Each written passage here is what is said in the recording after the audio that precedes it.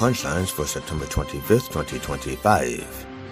29-year-old Joshua John opened fire on the Dallas Immigration and Customs Enforcement Field Office on Wednesday morning, killing one detainee and critically wounding two others before taking his own life. While law enforcement is still questioning the shooter's motives, Trump is questioning his aim. Hershey received a treat Friday when a judge dismissed a lawsuit claiming the company's Reese's candies tricked customers by depicting spooky Halloween designs on their packaging, while the unwrapped chocolates were in fact featureless. Adding those greedy little kids don't give a rat's ass what features are on a piece of candy as long as it's healthy. Just fucking with you. They want that sugar high. Trump signed an executive order designating Antifa as a domestic terrorist organization. The executive order declares that Antifa is a militarist, anarchist enterprise that explicitly calls for the overthrow of the United States government, law enforcement authorities, and our system of law. Basically, everything the GOP wants to be.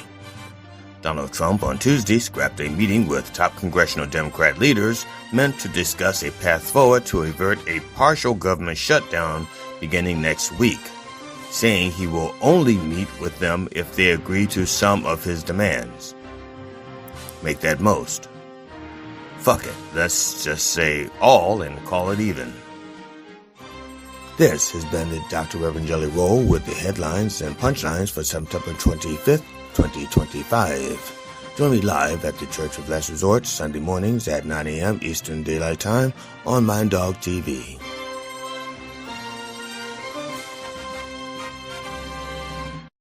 The opinions expressed on this program are those of the host or guest and should not be interpreted as statement of fact. Independent fact-checking and corrections are encouraged. Can we get a cup of coffee in here, please?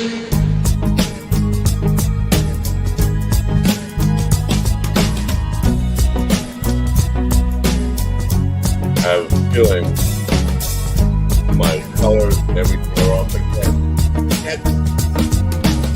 I'm claiming every class in the United States. I haven't already had it. I can't hear. I got a headphone. Damn good coffee and hot. My dog is your mind's best friend. Yeah, look at that. Those colors are way off. Look at that. My dog is your mind's best friend. Man. Wake up, America. You've got a dog that needs walking. That's right, sunshine. Just put on a big pot of strong coffee and get ready to type your little hate mail with your opinions about kumbaya and flat earth insanity. Stand-up comedy? You want stand-up comedy? Well, we've got sit-down comedy. It's time for Coffee with a Dog. You make me laugh. Double the Pocado. What the hell's going on here? StreamYard. I'm blaming it all. Like, that's not the right thing to do.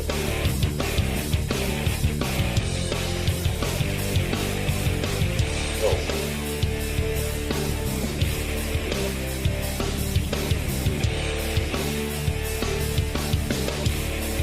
Alright, enough of that. Come on.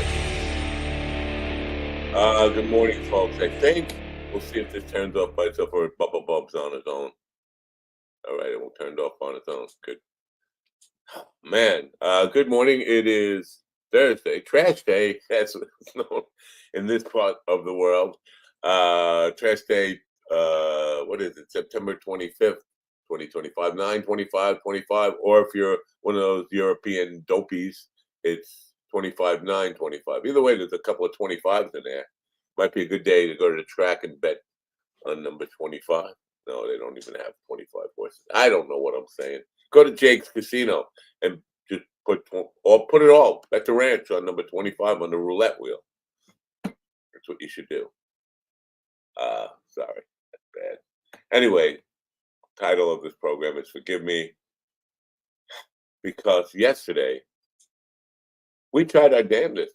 We hit the live button and said we were live everywhere. I was talking a little bit, and then GD informed me that we weren't live on YouTube, and then I looked and we weren't live anywhere. And I don't know, I still don't know what happened. Now, I contacted StreamYard, the people who host our stream stuff, and told them about it. And we had some funky little chat, automated chat, like they have in the Twitch, where you can see the chat room kind of scrolling up on the side. They had that. We couldn't turn it off. So my assumption was, and still is, that they were playing with the user interface stuff while people are doing live shows, which is not cool. And they still have not gotten back to me. No excuse, no explanation. You know the difference between an excuse and an explanation, because you saw the very first Church of Last Resort here on Mind Dog TV, and we figured out what that was. We were educated on what that was. But they still have not gotten back. I think because they cost us millions of dollars in revenue by not letting us do our thing yesterday. So they should at least give me a free month out of it. That's all I'm saying.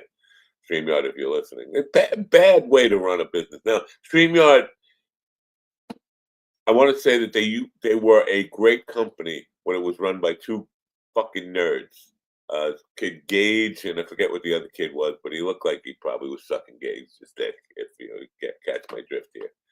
But then they sold to a corporation, and that's when things started fucking up. Now they're putting in stuff that nobody asked for, and it's actually, some people, lots of people, not us, make money off of super chats. That means they charge people every time they put something in the chat room. If you want it displayed on the screen there, people pay $2, $3, $5, whatever. We don't do that. We could do that. I mean, if you want to do a super chat or donate, the ability is there. Also, there's an ability to hype this channel, which I haven't even talked about because I don't even know how to do it. But YouTube keeps telling me you got to get your followers to hype the channel. I don't know how you hype the channel. Is there a button? Do you see a button to hype this? Hype it. Anyway, we generally don't charge for putting people's comments on the screen unless you're bad love. Then we charge mega dollars for that. But so if they're going to put that little automated thing on there, you're going to cost a lot of people their revenue, especially if they can't turn that off, because some people just live off of putting people's chat stuff on the screen. I'm just sick of the whole political stuff. Yesterday, I don't even know how to explain it. I saw, because I played a senior citizens place yesterday, and then I came out and I saw a man who got one of these. It's not like a electric wheelchair. It's like more like an electric go-kart. Senior citizen who, Donald Trump, New York State license plate on his little electric. No, this guy, it looked like a real New York State vanity plate. Guy went out of his way to spend money on a Donald Trump vanity license plate for his thing.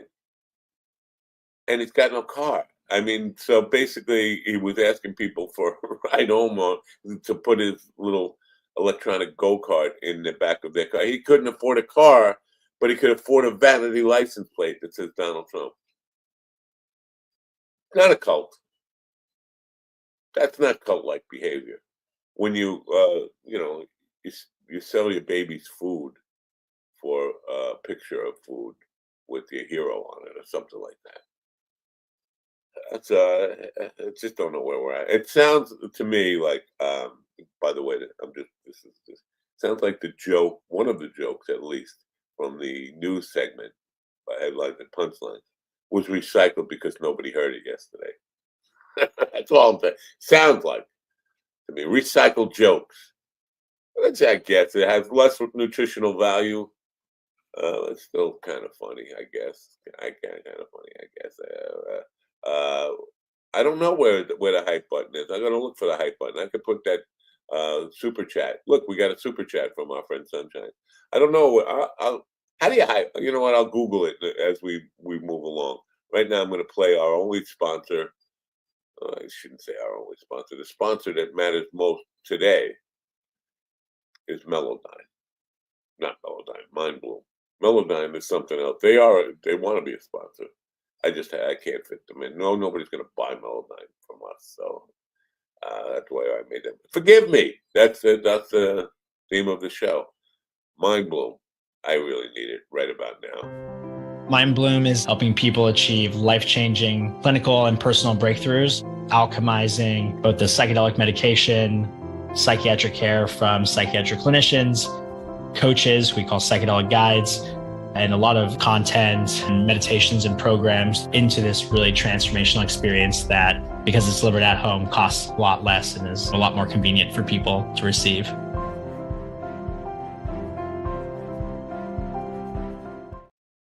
Ladies and gentlemen, in the room with me right now are the commissioner of recycled jokes. Why do I keep saying are? GD Fenderson. Good morning, GD. Good morning, America. MindDogTV.com. There was a fool with no shame at all who blamed autism on Tylenol. Everyone laughed, but those on his staff, for they swallowed it up to his balls. Wow. This is My camera was set to capture the most recent awaited rapture. It gazed at the sky, only birds passed by. The believers blamed it. The believers blamed my aperture. Last one. Oh no. I thought we all right. The president spoke at the UN. He didn't know what he was doing. People were surprised when before their eyes, it was the whole world he was screwing. Somebody who claims not to drink coffee apparently drinks a ton of coffee before he appears on this program. I'm just saying somebody, and it wouldn't be me because I actually never claimed I don't drink coffee. But GD seems to be over caffeinated. I don't know. No. God, how should I put this? I don't know. Last night I was helping the Reverend. Last night I was trying to help the Reverend write the news lines for the day, which I usually do around between 11 and midnight. But I had such, but that way I can find the most recent stuff to put on, the most recent stuff to talk about. And last night, found 3 news stories, and I was trying to help him write the punchlines, and I kept falling asleep. I'm at my computer, I kept falling asleep, and while I was sleeping, I would dream of these punchlines, and in my dream, I'd go, "That's funny," and I'd wake up to type it, and I couldn't remember what I just said. What I just said in my dream, and I'd fall asleep again because I'm trying to figure out. You ever just stare at words, waiting for something to happen? And that's what I was doing, staring and waiting. The blank page syndrome, I think they call it BPS. Yeah, but I already had words on the page. I had the headlines. I just didn't have any. I was trying to figure out something. Semi-blank page syndrome, right? Which is SBSP, TPP, DDB. I have and I was so exhausted I kept falling asleep.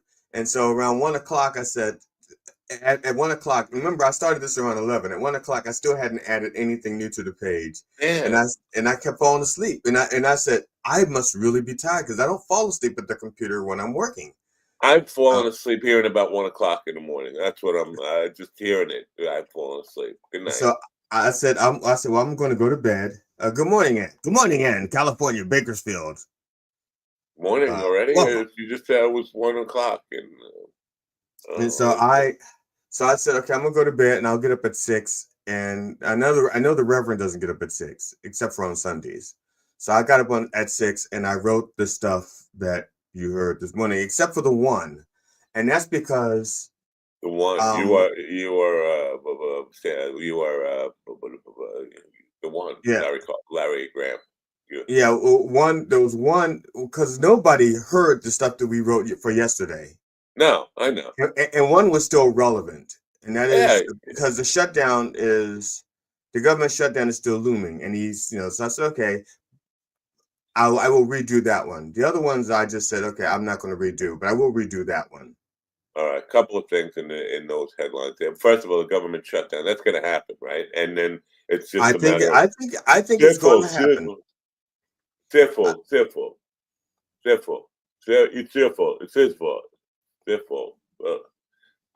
And Trump is going to lay off a lot of people, a lot more government people. Is your wife nervous? Or she's going to? God, that's part of the reason why I was exhausted. Because they had the talk at the job, not mine, but hers. The talk. The talk. Yeah, and I don't mean about where babies come from. I mean, how are you going to raise your babies if you lose your job? That one. Well, just take a lot of Tylenol. Yeah, no, that would make things worse. Yeah, but she's getting a lateral move. You know what? Gavin Newsom. I don't know if you've heard of Gavin Newsom. He's a guy, California. I think he's a tall Californian guy. Yeah. Something about governance. I'm not. You know what? I know he's on Mount Rushmore. I did see that he was on Mount Rushmore and that he won a Nobel Prize. And that Hulk Hogan did bless him. I did see that. He seems to have actually been president for quite a long time because his hair is turning gray. That's a thing when you're president, your hair automatically turns gray. Except for unless you're Donald Trump. Well, yeah, and gingers because he doesn't president. He doesn't president. Right, but also gingers don't gray. I don't know if you know this. Redheads, gingers don't gray. That's not true. My wife is redhead and she grayed prematurely. So much so that she started dyeing her hair blonde. Does the carpet match the drapes? Oh yeah. All right. Well, not anymore because she's dyeing her hair blonde. Oh.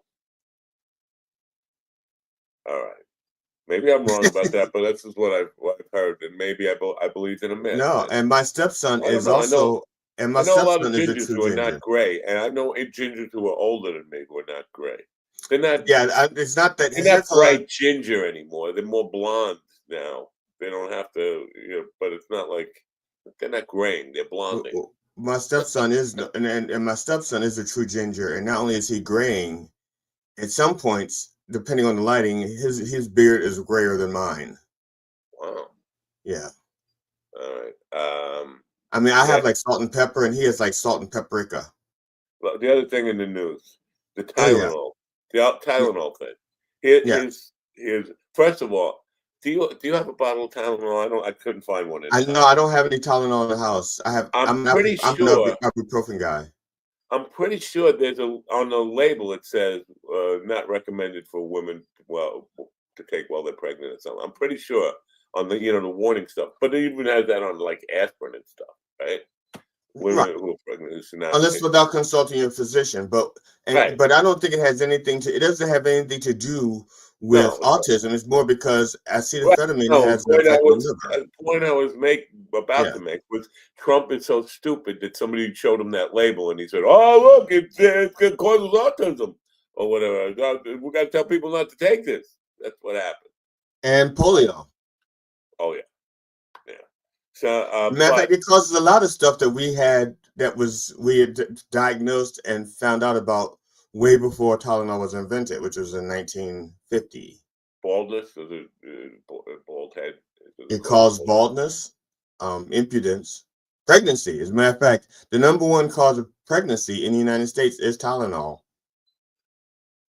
See that? You just blew my thing. You blew me. No, you blew my thing. Not from here, I didn't. Wow, I'm pretty long. I can reach to Maryland on a good day. Because they want women to get pregnant, but they don't want them to have pain reliever. Now that you want more women getting pregnant, but they're cutting away the pain relief. Well, I know 3 women that were just having enough pain, just having to conceive children with Donald. So they were already in pain. All right. And I'm talking about Marla Maples. Pain right now. Yeah. I'm pain right now. Anyway, the hyping a video. Have you seen all your hype buttons? Yes. As a matter of fact, now I don't understand how it works because it was I was on my phone and I opened it up to do something, It's just and on the phone. Good. I was probably, I don't know what I was doing, but because on my phone during the show, I open up the Gov's YouTube page so I can see any comments on the Gov site, and then I open up another page on my computer so that I can see the conversations going on, so I can respond to the conversations going on in our chat room that I see here. And when I opened up my phone, it said hype coffee with the dog, and I had like 810 hype points, whatever they were. And I said, sure. And I just gave them all to Coffee with the Dog. And then like the next day, it said hype Coffee with the Dog. And I had 810 hype points, and I gave them to Coffee with the Dog. And I'm like, maybe I should have saved some of those hype points for some of my stuff.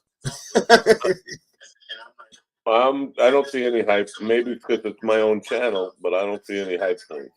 That could be. And also at the top of on my phone, at the top of the live chat, there's a crown with a 25 and an XP. I don't know what that means. Shut up, me. And I can hear myself on your phone. Shut up, me. Thank you. Oh my God. I don't know what 25. There's a crown and a 25 XP. I don't know what that means. It says find the instruction. It says find and view a video from an eligible creator that was uploaded within the last 7 days. Swipe left on the comment preview carousel until the option to hype the video surfaces. Oh, I gotta have the comments. I don't even. Oh, live chat. So swipe left on it. What the fuck does that mean? I don't see no. You don't know what swipe left means?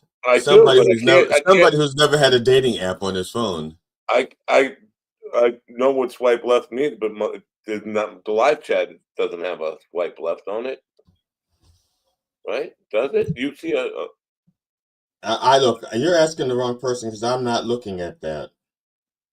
But I don't see no swipe left on the live chat. But no. just for the record, what I started doing was because the news stuff that again, I don't know if and when Queen Elizabeth is going to take over the news in the morning stuff, but I do it.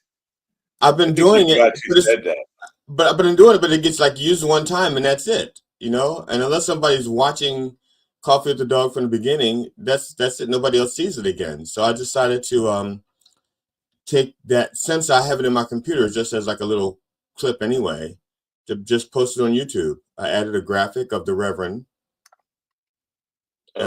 with when his show is on, and just put it on YouTube with the subtitles. All right, not YouTube, TikTok. I'll dig further into the hype stuff. They should make it easy. If they're gonna tell me to tell people the hype stuff. I don't like. Okay, I do not like having to pay subscription fees for software. I hate that. My video software editing program, it's something that I basically rent. I don't own it. And every time I go to use it, I have to turn on my internet so that it's talking to their people in the sky or something. Adobe Premiere, is that what you use? No, I use Power Director. I used to use Adobe Premiere, and then they got really super fucking ridiculous. Well, I stopped. I got some advice for you. Well, advice. I just knew maybe something you're not aware of. DaVinci Resolve looks like Adobe Premiere, works like Adobe Premiere. It's absolutely free. I don't use it. I haven't used it yet, but I got to start. I'm going to dump Adobe, I think, because they're just getting out of hand with the stuff too. I mean, well, the thing I don't like is that I have free versions of software on my phone, and it always puts their little logo in the corner, which I don't like. And because like on my I have Power Director on my computer. On my phone, I have Power Director, but it's a free version. And on my so when I used to do shows on the road, not shows, Critical Joke Theory. I used to do it from the road. Whenever if I was doing comedy out of town, I would do it on the road. I had I'd sit out in my car. They wouldn't let you in the clubs. You had to do it out on the road. Well, That's, the that's the critical kind of joke. joke you would say. I'm turning into you. There's something wrong here. I'm Yeah, sorry. there's something wrong. I take it all back. So I, but whenever I would do the use their free software, it would have their Power Director logo on it, and I don't like that, you know. But since I was using their free version, I figured, okay, I will tolerate that. But I don't. But I pay extra for that, for not seeing that kind of shit. That's why I don't like when we pay for streaming services. I don't want to see the fucking logo. I know what I'm paying for. I don't need to see a logo that says you're Disney. I don't give a fuck. I don't want to see your logo. I want to see everything I'm paying for, which is not your logo. That's the show. Wow. You know? Look, Yeah, he's got logo. I don't know. He's logo loco. That's what I he don't is. like no. I do not like other people's name brand shit. If I'm paying for your clothes, I don't want your name on my Right. clothes. But the clinical whatever definition of what you're going to, it's called logo loco. A psychologist came up with that yesterday. It started when I was in high school. What's your archetype? My archetype? Yes. Oh, well, according to the thing the test I took, I have no fucking idea. Because last night I had a guest on, and she kept using the word archetype. It's like I remember that from like psychology 101, my Yeah, freshman year. But yeah. I couldn't define it. Like, and and how many of them are there? And who gets to say what the archetype? You know, this is just somebody came up with labels for all sorts of different things. And Now, wasn't wasn't that Jungian psychology? I don't know. Because I had to study. I studied three branches of psychology, or three schools of psychology. And this is years and years and years ago. Freudian, Jungian, and Yeah, abnormal. right. But the problem with education is when you become 66 years old, you don't remember your freshman year in college. Hell no, Yeah, no, no, yeah. no. The ego I'm lucky. archetype. I'm lucky that I remember what college I actually went to. Yeah. You have the ego archetypes where the innocent, the everyman, the hero, and the caregiver. I could be any, I don't know, maybe not the innocent. The everyman, the hero, and the caregiver. I have tried to play at one time, but just trying to play doesn't make, like, I tried to be the hero for my wife. She was going through some shit when we first met. She was about to lose the house. I came in and saved the house. All that. So like, and that made me feel good. And that was kind of my thing in life. Is like I get off on I can fix your problem type of shit, but then Yeah. I can't.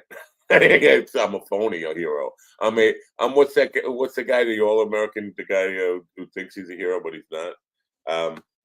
And the soul Trump? archetypes. Oh, we're still on the ego archetypes. Go ahead. You got them. No, you just said someone who thinks he's a hero, but he's not. That's the That's Trump me. archetype. Oh, nah, yeah, I don't think he really believes that. Well, maybe. Who knows what he really believes. Oh, he really. No, all his speeches. He's going to save women. He's going to be the protector of women. He's going to save them for I'm a himself. So he protector. can, I protect him with my rape weapon, my right. super rape, My my rape rape. gun. Yeah. I have a space rape gun. That's what he's Yeah. going to. Yeah. You feel protected by my cock being jammed in you without the. I'm sorry. This is Yeah, you just feeling that. protected by my fingers all up in your business without your Oh, consent? I didn't mean to go there in that exact specific demonstration. I'm just saying I that's know what you. he They're just believes. saying. You just said. Yeah. The soul archetypes are the explorer, the rebel, the lover, and the creator artist. That's me. That's me, right? The creator artist. I think the archetype is who you are when nobody's watching. When you're Oh alone. wait, I'm still. There's more archetypes that I might in the self archetypes. The jester, that's you. The sage, I'm not exactly sure. Like I sage, believe me, I'm not really the jester. People think I'm the jester because that's my he's not really. default. I That's can my vouch for default. that. He's not the That's jester. been my default for the longest time. But it's not. No, he's not. He's not the jester. He's just not. Um, The sage, the sage. I don't know. I could be the sage. I'm old enough to be a sage, right? I Parsley, haven't smelled you. I have not smelled you. I couldn't tell you. parsley, sage, rosemary, and Matt. And, There's parsley, sage, rosemary, and thyme, and your thyme is Rosemary's like, dead. Rosemary is dead. yeah, So. and your time is like, woo, Lord. I The thought it was been up a long magician time ago. wizard. I have been the magician wizard. And it didn't work out all that great, but I have been. Or the ruler. Now that's Trump, the ruler, because he thinks the border, the border between the U.S. and Canada, was drawn by a ruler, not a ruler, not a ruler, a king. It was. It took him 5 minutes to explain not a ruler, a ruler. But he thinks that border, it's just like a straight line, an imaginary straight line, like he wants to do away with it, and he calls the line liberal. Mm. How can a line be liberal? I don't know. Well, Oh, yeah. I So that's guess, the 12 archetypes. I don't know which one I am. and I have no idea. I don't pay attention to those kinds of things. I just because those things are only for my money in my mind. Those things only apply for when you're alone. In other words, who are you when nobody's watching? Right. And and to me, be your archetype. The thing Huh? is, You know who I am when nobody's watching? asleep. Larry Flint. Oh, is that one of the archetypes? I don't think Larry Flint is Is an this is this pre-bullet or post-bullet? Pre-bullet. Pre-bullet. Pre-bullet, because post-bullet was different. Larry Flint. He was a dirty fuck no matter. And listen, if I could be Larry Flint, maybe I would be, but I can't. I'm just. I mean, whatever. I'm a waste of an old man. Is what I am. Is waste of an old man an archetype? No, it's not. I'm finding I'm coming to the conclusion that I'm probably only gonna be doing comedy for like maybe another year or two. And that's only because I'm having trouble remembering names. Good news, everybody. I'm sorry. But it's okay. I have enough material recorded that I can keep editing shit for the rest of my life. So there you go. There you go. I mean, a lot of stuff there. I have enough material already recorded that I could probably put out at least 2 more 90-minute shows without having to leave my house. Or that comes down to a like 100 reels every day or something you could put out. Yeah, no, I'm not doing that. I'm not doing that. That's too much fucking work. Not really. Oh, but since you said reels, this is what I was complaining about with Power Director. Power Director gave me an update, and I didn't want to update. But if you don't update, they stop supporting the software that you have, then it starts glitching on you. You know, like you'll delete a file, like you'll be editing and you'll delete audio section and replace it, and it'll still play the old one that you deleted and not play the new one that you inserted. Those kinds of glitches. So you have to update after a while. So I updated, and it fucked with a lot of features that I enjoy, you know, which makes my subtitles in the past better. And because when they do when it does subtitles automatically, it doesn't necessarily do it right, and it's difficult for me to correct them, the spacing and stuff like that. It just fucked it up. So I always have to find out new ways to do shit, or to do the things I used to do automatically. Whoever the next president, if there is going to be another presidential election, and Gavin Newsom is kind of on the same page as me, thinking there's not going to be one. Well, I think he clarified this. There may not be another fair election. He's saying free and fair. Like Russia has elections, but they're not free and fair. North Korea has elections. They're not free and fair. Well, that's definitely. I think that's a given. Yeah. So people will get to vote. They just won't have votes that matter. Think they're getting to vote. Yeah, they go. Well, no, they'll cast ballots. That's voting. Now, whether or not they've been counted is something else. Tabulated, yeah. But they might even set up like a fake McDonald's or a fake school or wherever you go to vote, and put a sign, "Vote here today," and people just be going to the wrong building, like, and just think they're voting. Yeah. Or they'll put guards around all the voting places armed guards or militia, so that people be intimidated and not want to go. But I'm gonna tell you now, I will still go to vote, and I will be looking for a fight. But if there is another election, and I'm Yes. not sure there will be one, the Yeah. presidential candidate would do well to say, "I'm going to outlaw automatic updates." Here's a couple of policy things that it sounds silly, but people care about this shit. I'm Yeah. going to mandate that social media have real customer service, just like any other business would have. Where if there's a problem, like Facebook, your account gets maliciously attacked, you could call them up and talk to somebody. You don't have to do a email chain that could take 6 months or more, and you never get it resolved. The thing up, and I don't know why a presidential candidate hasn't done, because Zuckerberg and fucking Musk and all these people who own this platform of shoveling money up Trump's ass. That's why he's not. And But soon Larry Ellis, if the TikTok thing goes through. yeah. But you got to get behind this thing to force anybody who has a social media company to have real customer service. That's just bullshit. And it's the same. I think it's a corporate mindset to fuck the consumer. Because as I mentioned with StreamYard, when two guys were running this thing, two kids nerds put this together, it was great. The customer service, I could call the CEO directly and say I had a problem, and he would help me with it, or at least hear it and put the team on it. Now The team, which is one of the other two, is like, hey, Bill, I gotta take a nap. Will you take this one? Okay. yeah, and they did town halls every week. They did a town hall where anybody using service could chime into the town hall and tell them what they're looking for and what problems they're having and all that. And all that stopped as soon as the corporation took over. But and it's just like screw the consumer. So I don't know, AOC, Gavin Newsom, anybody who's thinking of running again, and because he's running for a third term, even though the Constitution says he can't. It's very clear that if there's an election, if there's a phony election or whatever, he's going to act like he's running again, even though he's already declared. Well, I am going to say this publicly. Uh-oh. If for some reason he thinks he's going to serve a third term, I will do everything in my power to make sure it's the shortest term in history. Whoa. That's right. Well, here's my thing with people who say he should be impeached. What that gets worse. I saw a thing yesterday on, I think it was Blue Sky, impeach, remove, convict, and like, where does that get you? That gets you President Vance. You probably named Johnson as vice president then, and things just get worse from there. And that essentially making Peter Thiel president.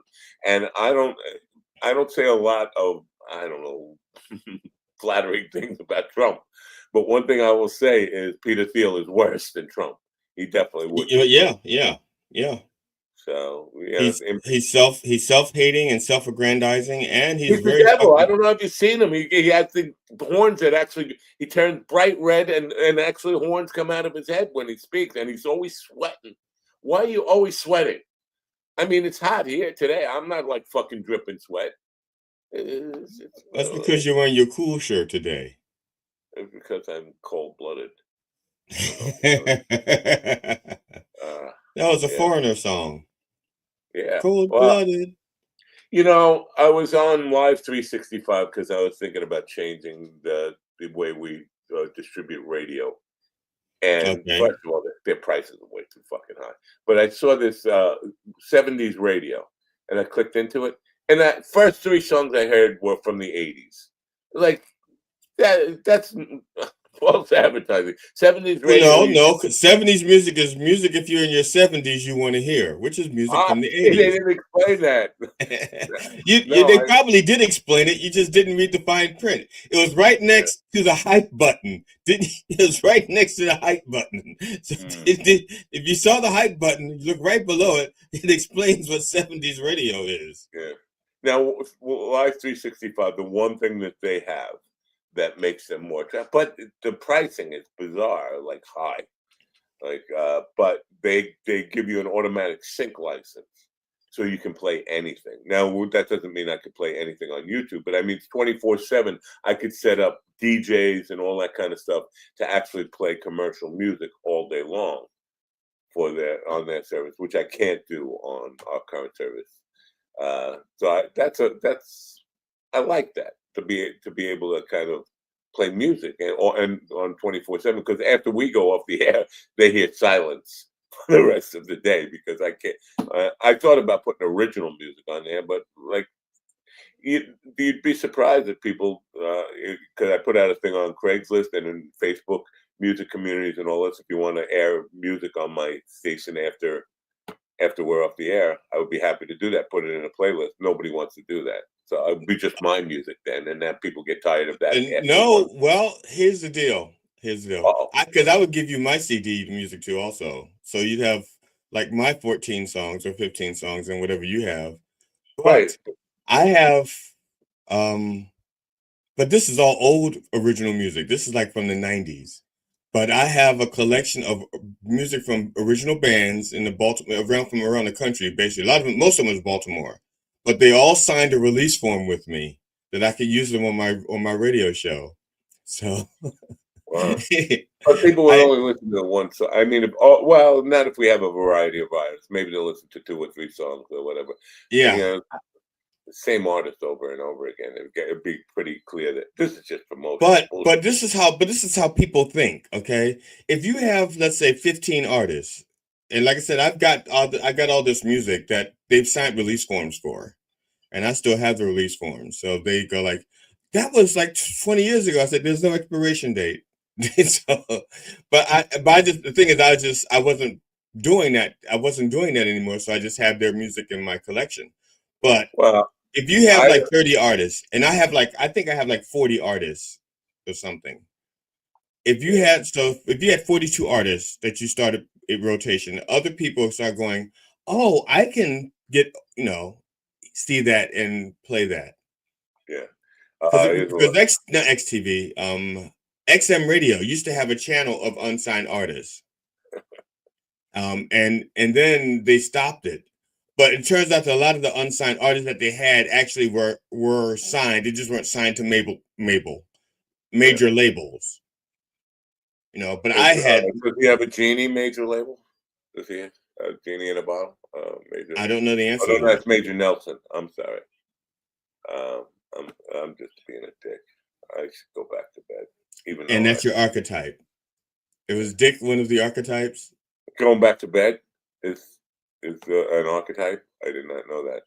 This broadcast is hilarious. Really? Where? When? How? I missed it.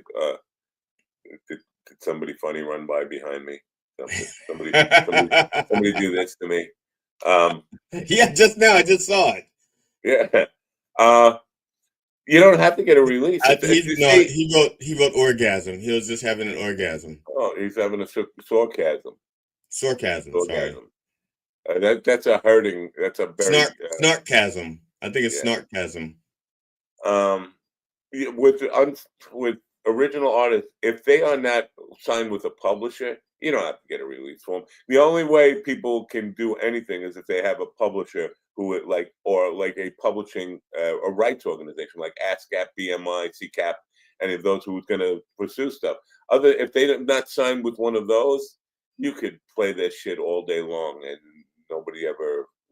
They got no fucking. I signed with the ASCAP, but I don't think it was like I think it was like $8 a month. I can't remember. You're saying it like you have a cap on your ass. It's ASCAP. Right, ASCAP. You said ASCAP. Right, ASCAP. There's no cap on your ass.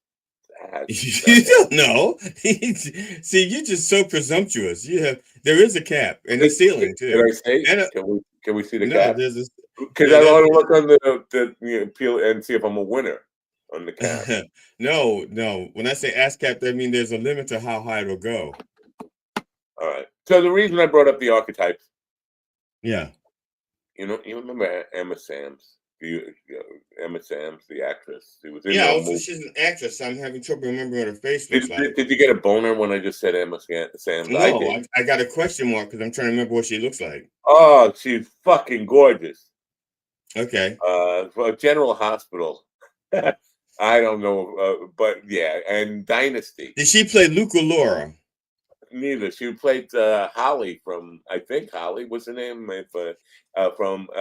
She had a very strong Australian accent, but hotter than fucking flames. I mean, I'm just thinking about it right now. I'm gonna fuck this desk. Um, Australian lady. Oh, okay. I remember her. Yeah. Yeah. Oh shit. But so my guest last night had the same accent and kind of looked like her a little bit. So she was talking about archetypes. She's talking about intuitive healing, energy healing, and all I'm thinking is I got Emma Sam's here, and like you could see the desk popping up every second or so, and trying to so as she's talking, I'm just thinking. It's fucking hot, Emma Sam, look alike, sound alike. I'm gonna fuck this bitch, and I'm trying to be a good host and trying to come up with good questions, but all I could think about was Emma Sam body double, sound alike, good look alike. Like I gotta move to Australia, man. Just that's my dying wish. I went on my dying bed. I want to be surrounded by a bunch of Australian Emma Sam look-alikes, sound alikes. Okay. No, I do all the Bear Love is saying I knew he did the Australian interview solo. No, the evening show I almost always do solo. GD has an invite to come on whenever he wants, but he never wants to. That's not true. That's like they rarely true. wants to. I should say rarely wants to. Right, rarely want to.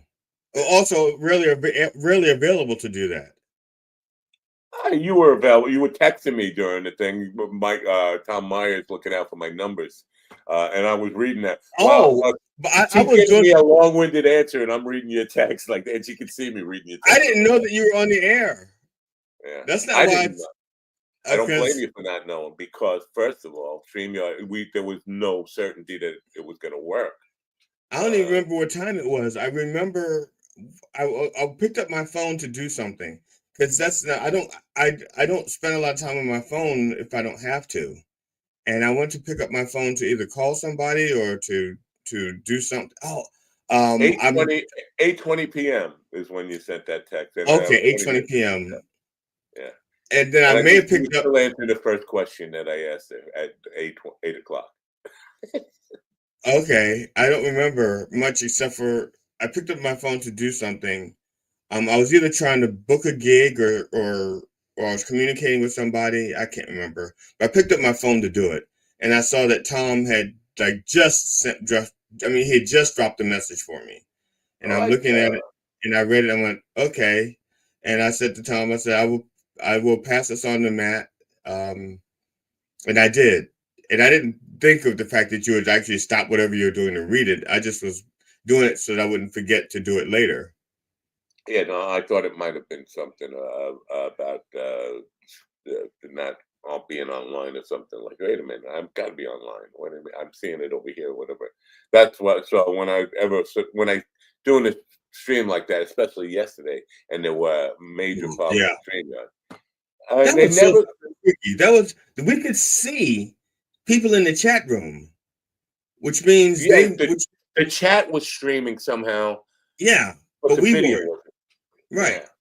Yeah. That was so fucked up. Yeah. And that's in times like that. Yeah. At times like that, I wish I'd set up the rest of my. Well, see, like I said, I never planned on going live with I have Restream, and I never planned on going live with anything on that. That was all for recording, editing, and then sending out live later. And so I never set it up for anything live.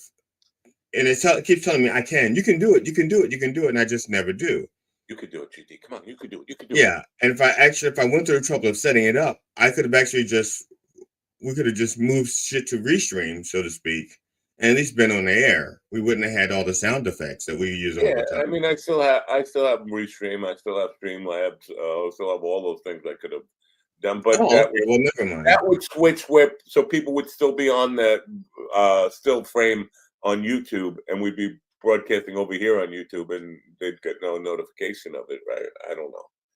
Just anyway, so 3 o'clock came, and I'm like testing it. I got home 3:30, whatever, from my gig, and I'm testing it out, and it's still not working then. And I wasn't sure if I was going to have a show or not. And then I wrote to a streamer, please let me know when you get this fixed. I have a show scheduled for 8 p.m. They never That's bad customer service. I mean, just let me know you fixed it. You fixed it, and then like ignore my. It says right there, need help. We're here for you, but and Yeah, I send them. And no, that's they might as well just put a hype button there. yeah, might as well. Still has all those apps that he can't work. Just to once see the Matt Napo technical difficulty. Real, real, real, real, Yeah, well, real. It's not a real. It's a real, really real. I'm sorry. I'm just shot. I'm fucking shot. Um. So, yeah, where were we? So the archetypes, but she was healing. She talks about knowing the secret language of your body, and that like if you're gas, feeling an emotion, it gets trapped in one area, right? and so. But how does that relate? And I could never really get clear on this. How does that relate to where physical disease or physical ailment? So let's just say anger. I'm feeling anger in my neck and shoulders. Does Right. that mean I'm going to get neck and shoulder cancer? No, I don't, and I don't have No. a neck or shoulder injury. So what? What could happen, and now again, this is because this is some of the things that we did just when I was a minister, and some of the things because we dealt with the entire body, not just the spirit and crap like that, but the body as a whole unit. So if you have a tendency to, let's say, store your anger or your grief or whatever Well, it you're is, saying body wrong. First of all, it's booty. yeah, you're saying if you're putting it and you're storing it in your shoulders or your neck or your back, it'll affect your posture. If your back is not properly aligned, then that affects the way your signals are sent through your body and crap like that. So yeah, it's long-term effects. Yeah, it's Long-term effect. But I mean, how do you use that in healing? Like, oh, like because that anger is like momentarily. It's I don't know. It's talking well, about that's just it. See, you can go to a chiropractor and then they can like they can like align, let's say realign your spine. That's right. They can realign your spine so that signals are getting good pathways to communicate up and I down your think body. you just stumbled on what it's all about. The finger on the glove, that's Oh, realigning your spine, oh starting yeah, at the root. yeah, and it goes Woo! up. Yeah, it Because goes up. when Yeah, yeah, and as soon as he sticks a finger up your ass, you kind of realign your spine, like, oh, right. but that's It's temporary. It will come back, and then he right pulls the finger because out. that's why it's got to be a whole body approach. A whole person. So you have to teach people how to deal with their anger and how to deal with their rage or their frustration, so that it doesn't become an internal thing. You know, Slaptail saying hack. I don't know. I think he means life hack. He left off the word life. Oh, life hack. Yeah, he means life Well, hack. see now. Well, for people who don't know, Slaptail is a nurse practitioner. The people when I was in the Barbara Brennan School of I was not in it. I worked for the Barbara Brennan School of Healing. When at their height they had 2,800 full-time students. I would say 2,500 of that 2,800 were nurses or doctors. And so a lot of medical professionals definitely believe in this energetic healing stuff, the magic. Yeah, and I'm not even talking about energetic healing per se. I'm talking about just dealing with your shit. Okay, that's basically it. I'm just saying deal with your shit before it eats you up on the inside. Oh yeah.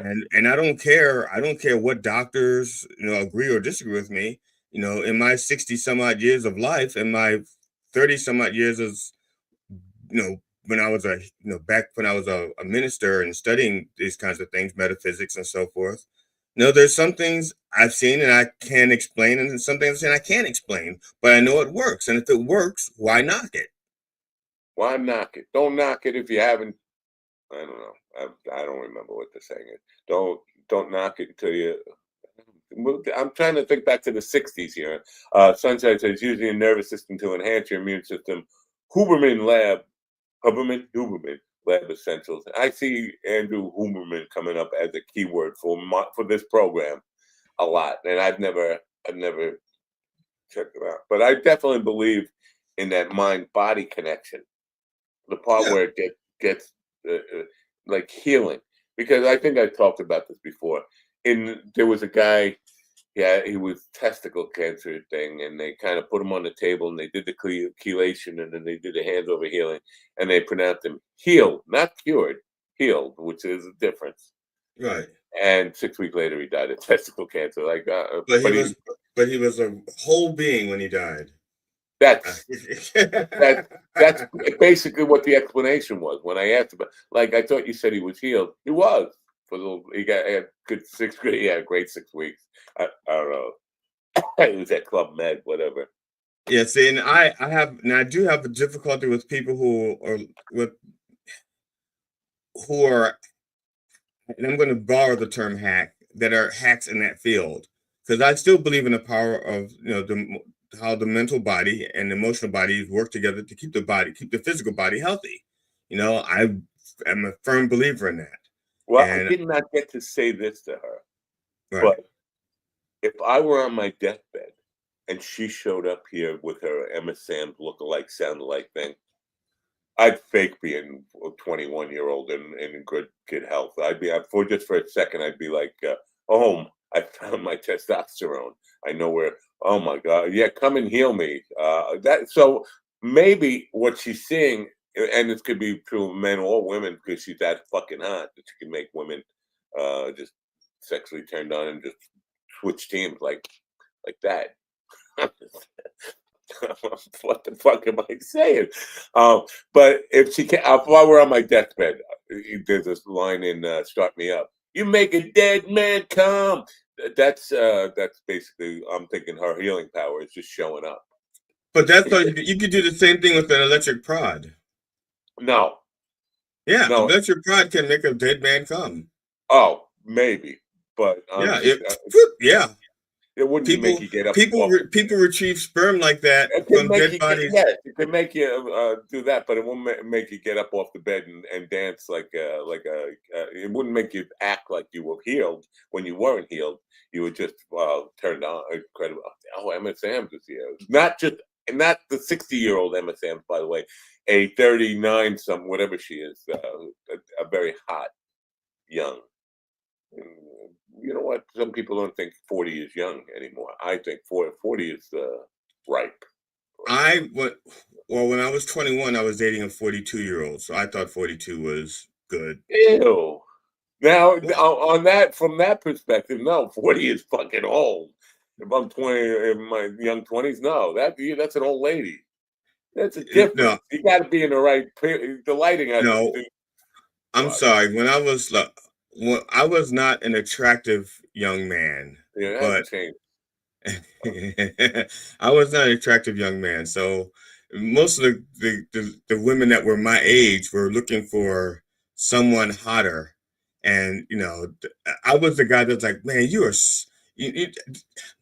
most of the sex I got in my teens and 20s was because I was a good listener. And women would be dating someone and they'd be upset and they'd come to me to talk about it.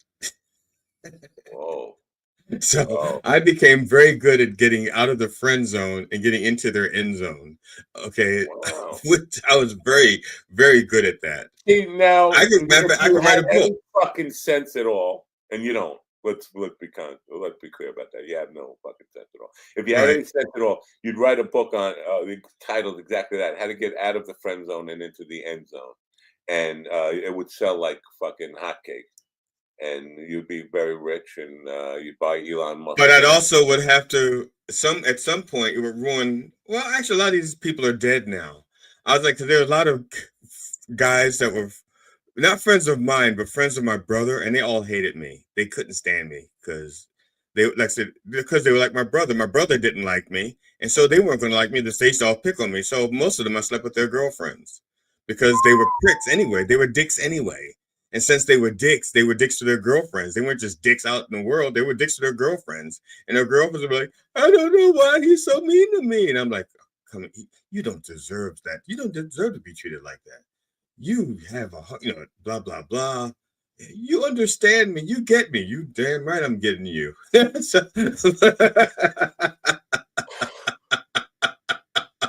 I'm just trying to think. I don't think I've And ever... the funny thing is, when my brother passed away, a lot of his friends were at the funeral, and they were coming up to me and saying things like, you remember me? I used to torment you when you were in high school, and I really want to say, yeah, I fucked your girlfriend, but I didn't. To this day, I didn't do it. I was like, If he's listening, you just did do it. No, because it was more than one. He's not It's listening not like anyway. one guy. Yeah. That's right. So they don't know which ones, But that's why I'm very careful. Let's face it. Because I'm reminded every day that nobody's listening. Tom Myers is there. He calls me up every 15 minutes. You still got no traffic. So yeah. And people on Twitter keep. Some guy said. He was just talking about the loner. I bet you never fucking sold anything with your little dopey podcast. I'm like, I don't have a dopey podcast. I have a digital broadcast. It's extra dopey. Well, and that's what happened with the 42-year-old woman. I was friends with still her. on the 42-year-old woman. Yeah, I was because and when I was 18, I was sleeping with a 30. I was dating a 36-year-old woman. And I was friends with her son. She was having marital problems, and I was a good listener. Yeah, but they don't want to. I'm sorry. They want somebody a good licker. I was good at that too, but okay, Willie. Yeah, I would. No. It's not a Willie thing. You were all on board till you heard that. Oh, no, because I've never denied that. But I'm not. I don't go around. That's not the essence of who I am. The person you referred to is like that was like constantly their thing. It's like I'm a blah blah blah blah blah. I'm the world's greatest. No, because I don't do anything that anybody else couldn't learn. Listen, I had when I was a kid, my next door neighbor was a German woman who was fucking smoking hot, and I actually saw my father banging her once. But if her daughter's listening, that's a lie. That's a total lie. But she's not listening. If she's not listening, it's the absolute truth. I don't want to hurt people. My father was a fucking dog. I don't know if you know this about my father. I don't know if you knew it, but my father also banged my mom's best friend who lives across the street from us. My mom knew about it and still stayed friends with this lady. Even after that, I think I've talked about this. I might have a half sister. I'm not 100% sure of that. But you and your former biological brother disagree on that, right? Yeah. He's in denial because he thought she was hot, and he always. I thought he was in Georgia. Oh no, I thought he was in North Carolina. North Carolina, you're right. So, denial is in Egypt. Well, part of it anyway. Well, there is a denial in North Carolina. Oh, okay. I don't know. I'm lying. But where were we? Oh yeah. So as a North kid, Carolina. I wanted to fuck lots of women, and when I was 17, 18, I was fucking 42-year-olds then. But that's because they were easy. I didn't do it because I was no relationship or anything. It was just an easy fuck. They especially in the 70s when women found out they were allowed to fuck. And the era of burning bras. Not just allowed to, but also enjoy it. Right. So they were, it was the Cougar Empire. So I think that's what they call it, the Cougar Empire. And so you would go out to a bar, and the drinking age was legal, was 18 here, but you could go into bars at like 12 as long as you had like a little peach fuzz on your lip and a piece of cardboard without a picture on it that said you were old enough. You could go in with a card from a Monopoly game saying from community. Really? I mean, it was anything. I got a note from Epstein's mother that says I'm old enough. So I was going to bars 12 years old. Yeah. You have any ID? Yes, sir. It says right here, I'm a member of the Slaptail Squad. Yeah. Oh, okay. You must be 21. Go over there and have a drink. Yeah. I remember this lady took me home to fuck me, and I couldn't have been more than 14, 15 years old. And there was an old guy who was, JT was his name. He's dead now. He was in his 30s. He was a friend of my brother's. and he was trying to get with her, but she saw the opportunity to have a kid and me, so she took me home thinking I was going to be a fucking like a great lover or something, and I was clueless. I could go all night. I think I fucked her like 12 times, but I'm sure every In one night? yes, but Okay. I'm sure every single one of them. Respect. It was just it was all about me. It wasn't about. I was not serving her. I was taking care of my my hormones. That's what I was taking care See, of. and I was never like that. I was always, because like I said, I was an unattractive child. I was an unattractive person. I never thought that anybody would ever really like me or love me. And so when people did show me, when people did show me that affection, I reciprocated easily. You know, matter of fact, when I was in college, you know, when I was in college, once I realized that I could exploit my intelligence for sex. Now that's where my grades went, because I was helping so many people with their papers. I wasn't having I wasn't doing my own papers, but because it was the way I was getting paid. Though I was getting paid in sexual favors. Help me with my paper, get a little head. Help me with this, and it was just like a sliding scale. It's like the women knew. It's like the women knew what the scales were. It's like I didn't. I was new to this. I was like 17 years old, 18 years old. I was 17 when I started college. When I first went to college, I was 17. I had no idea, but it was like, you do this and you get a hand job. You do this, you get a blow job. You do this, Really? it's like there was like a scale. It was a menu. I thought you were like a menu, like hand job. Well, I'm saying it was like a sliding scale, so to speak, and I was so naive. Like I said, I was so smart, but so dumb. I was so dumb in the ways of the world. I mean, I knew how everything worked, and I had an ideal way of things worked, how things should be, how things were supposed to be, and I just had no fucking idea.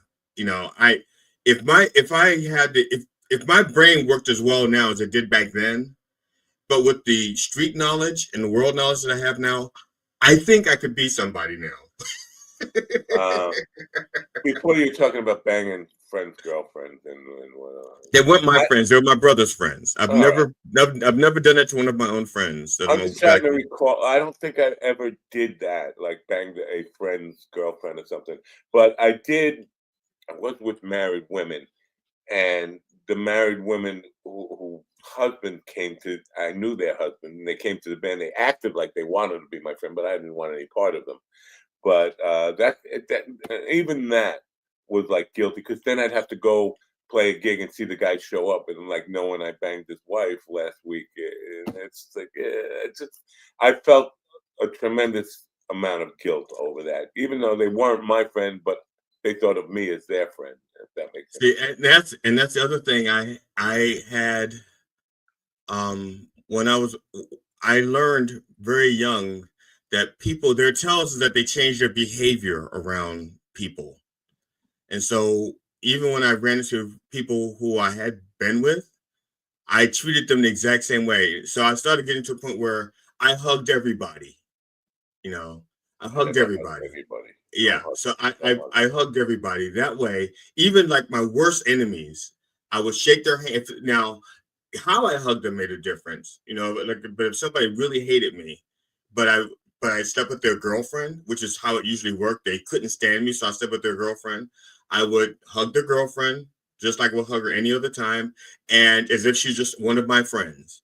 And then the guy, I would shake their hand, and when I hugged them, I would make sure that the handshake stayed between us, so that my chest was not touching their chest, because that's like, like when I hug my nephew, it's a whole hug. It's like chest to chest, cheek to cheek, forehead to forehead, that kind of thing. I really love my nephew. But the people whose girlfriends I slept with, now this is a tell. If I shook your hand, but kept your hand between my chest and your chest, but I hugged you like this, I slept with your girlfriend. Wow. The secret language of I fucked your girlfriend. See, this is the second book for you. You're just fucking lame with this fucking business attitude. You should be putting this book stuff out. You going I'm back sorry. to my ex brother who's in North Carolina. It's a good thing black people don't watch this show. Yeah. Because all my, well, no, some of them are white too, but they don't probably watch I it think either. the only reason we can still do this show is because nobody watches the show. And I'm the 5 people who are watching right now, or whatever. I'm not calling you a nobody. I'm just saying it's a good thing. I understand. We're way under the radar. I'm a worthless, talentless hack. I understand. Oh, I don't know. Oh no, I'm sorry. I'm a talentless hack and a worthless asshole. I was getting my metaphors. I would say you were combining different. I'm mixing my metaphors. I think that's allowed. Like you can, it's like a buffet of the insult buffet. Pick and choose. My ex brother. Wait a minute, I think he's stealing my material. He's stealing my material. I'm the one that coined worthless hack, talentless hack, and worthless asshole. He's stealing my material. He can't do that from me. That's material. Yeah. So my ex brother, and when he was a young man, he never got laid at all. It's not that he was very shy and just not good with women. Just didn't know how to. And he had a best friend who was married and already had 2 kids. That best friend went away to the army. It was in Germany for a while. And while that best friend was in Germany, his wife was still hanging around with my brother. I come home one night, my brother, and I'm like 13 years old or something. My brother is much older than me. He's still living in my parents' house now. He's like 21 or whatever, still living at home. And he's banging his best friend's girlfriend on the couch. And like, I'm walking in. Now, to me, because I liked his best friend. His best friend, Ronnie, was good to me. Would give me rides everywhere. He hung out with me, like he treated me like a regular, like I was his age, like a friend. And so I liked him, and I was like shocked by that. And then he had this relationship with the guy's best friend. The guy comes home from the army and finds out about it. I think he got separated, but not divorced. And him and my brother didn't speak for many years. And then I see them friends on Facebook, and they're talking like, what the fuck is this about? Like, I could never, I don't care how many years go by. You were my best friend, and I went away to Germany and you fucked my slutty old lady. That's just, that's a line you don't cross. I don't know. To me, I would never, I'm all about forgiveness, but that's the line. Forgive. Okay, I don't wish you any harm, but we can't be friends after that. You fuck. And the guy's back with the old lady now. Like he's back with his wife. He knows my brother fucked her, and listen, losing a woman to my brother, you don't get lower than that, because the guy could not score with women with a fucking suitcase full of $100 bills and a 19-inch dick, which he did not have. He didn't have either of those. Okay, which didn't he have? The suitcase? He had the suitcase. No, he had the suitcase, but it was empty and not a 19-inch. I never measured his dick, but I promise it's not 19 inches. And says that I was a bad boy. LOL. Well, you can't call him a boy. No, she said was. No, she said was. Oh no, it says I am. It says you're a bad boy. Okay, got it. No, you can't call him a boy. You call me a boy. Yeah, I don't consider myself bad because I had ethics. I had a code of ethics that I adhere to. Wow. And I adhere to that code of ethics to this day. I won't do anything I don't want to do anything deliberately to harm anybody. You know. All right. Are we done talking about fucking other people's women? Sure. Yeah, well, I don't know. It's a fun topic, right? Fuck your. I do want to make one correction. If I shook your hand and held it like, doesn't mean that I need to make a correction. Doesn't mean I slept with your girlfriend. It means I didn't like you. That's what that means. So it broadens it again. That's all. That's how I hug people who I didn't like. And it just so happens if I slept with your girlfriend, I didn't like you. I could never like be friendly to somebody who I don't. If I really don't like them, I'm not gonna shake your hand. I'm not gonna give you fuck. Well, see, now that comes from being in an abusive family where you're being abused, and you have to sit down and have dinner with the same people that are abusing you. You have to have table manners. My brother would say, could you please pass the so and so? I had to be cordial and pass it. It's like I'm going to say, fuck you, I'm not going to pass it. You just beat me up 20 minutes ago. Because then my mother would say, be nice. You're at the dinner table. This is if you're going to have a problem, have it away from the dinner table. This is my time. At the dinner table, we're all family. Don't you be rude. Yeah. So you learn that. So I learned that from a very young age, how to be cordial to people who I didn't like and who did not like me. I would see dinner table. We had a small family. It's just 4 people, right? My mother, father, my older brother, and me. And the smoke and the alcohol was so dense that I don't think they even saw me. They didn't even know I was there between all the fucking cigarette smoke and booze that was being consumed. Is he still here? And that's why you almost got hit with the Big Mac or the Burger King, the Whopper. No, I was on the other side of the table. I was in the safe zone.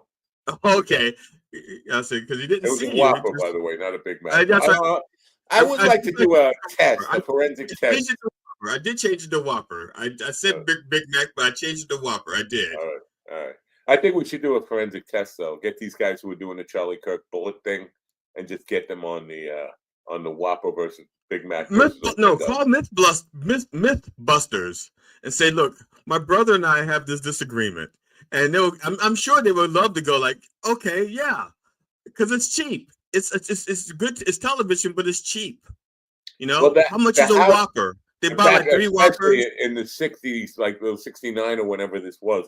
This is, I think the Whopper was probably 35 cents or 55 cents or something. A Big Mac might have been similar, like same. It wasn't $10 like it is now, or whatever. Right. And the glass was not shatter resistant. It was. That's what I'm thinking. This house was built in 1956. So it may have been regular because some houses didn't even have glass. They had something like mica. If you looked at some of the old houses, if you looked at the glass, it was like really wavy. It wasn't like a clear pane of glass. And so some of it was more mineral than glass. And so so building materials weren't necessarily what they are today. So to get that test accurate as a forensic test might be a little difficult. Well, again, they could find out, how hard is it to find out what kind of, like I said, it's still cheap. I mean, research, they get an intern go like, okay, Matt lived at such and such and such a house on in this year. What was the building codes like? What were the houses made of that was built back then? Every house on the block was exactly the same. It was like, they got one blueprint and one carpenter or one construction company to go in and say, just build them. Here's the house. Build this house over and over and over again. So everybody had the exact same fucking house. When there was this house that was built in like the 1800s, and it was falling apart. It was falling apart. Nobody was living there anymore. But it was basically a historic thing, I guess. You could drive by and the house would still be sitting there, but nobody's living in it except for animals. And somebody bought it, and you could watch them taking it apart because some parts were still good, like the windows. And I went and asked them. I said, "Why are you just taking the windows like this?" They said, "Because the windows are actually historic, and we can use this glass in other historic buildings." Wow. And so I was like, and at that point, I thought to myself, I could do that. I could because I actually care about things enough that I would go through and like look for good door frames and good, that glass and stuff like that. But wow. The first money pit I bought was built in 1880, and as when the same year you were born. No, I was born in 1879. It was okay. It had a coal chute in it, like from the what was our washroom, where our laundry room. It had a chute, but it was big, like you could ride down into the basement on this coal chute. So I kind of made like a little, I don't know, little amusement park out of it. I put a little water, like one of these kiddie water pools at the bottom of it, and so we had an indoor slip and slide in my house. So I thought that I thought that was kind of invite people over for a slip and slide party. Um, so changing gears now. Are we It's changing gears?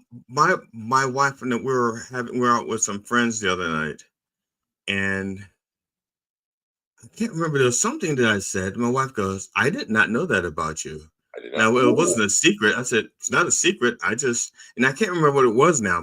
And my wife goes, I mean, I knew about I knew you were a stripper, but I didn't know about. Oh, I used to be a model, but it was only for like maybe a year. I modeled.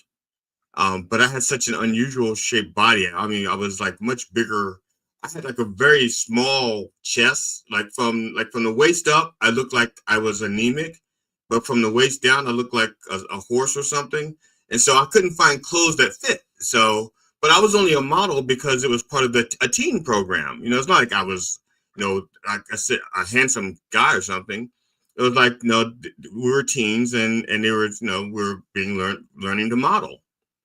So we did a few fashion shows, and it was so hard for me to find clothes that fit. If they found something that fit my top, my bottom was so, oh God, so uncomfortable that I could barely walk.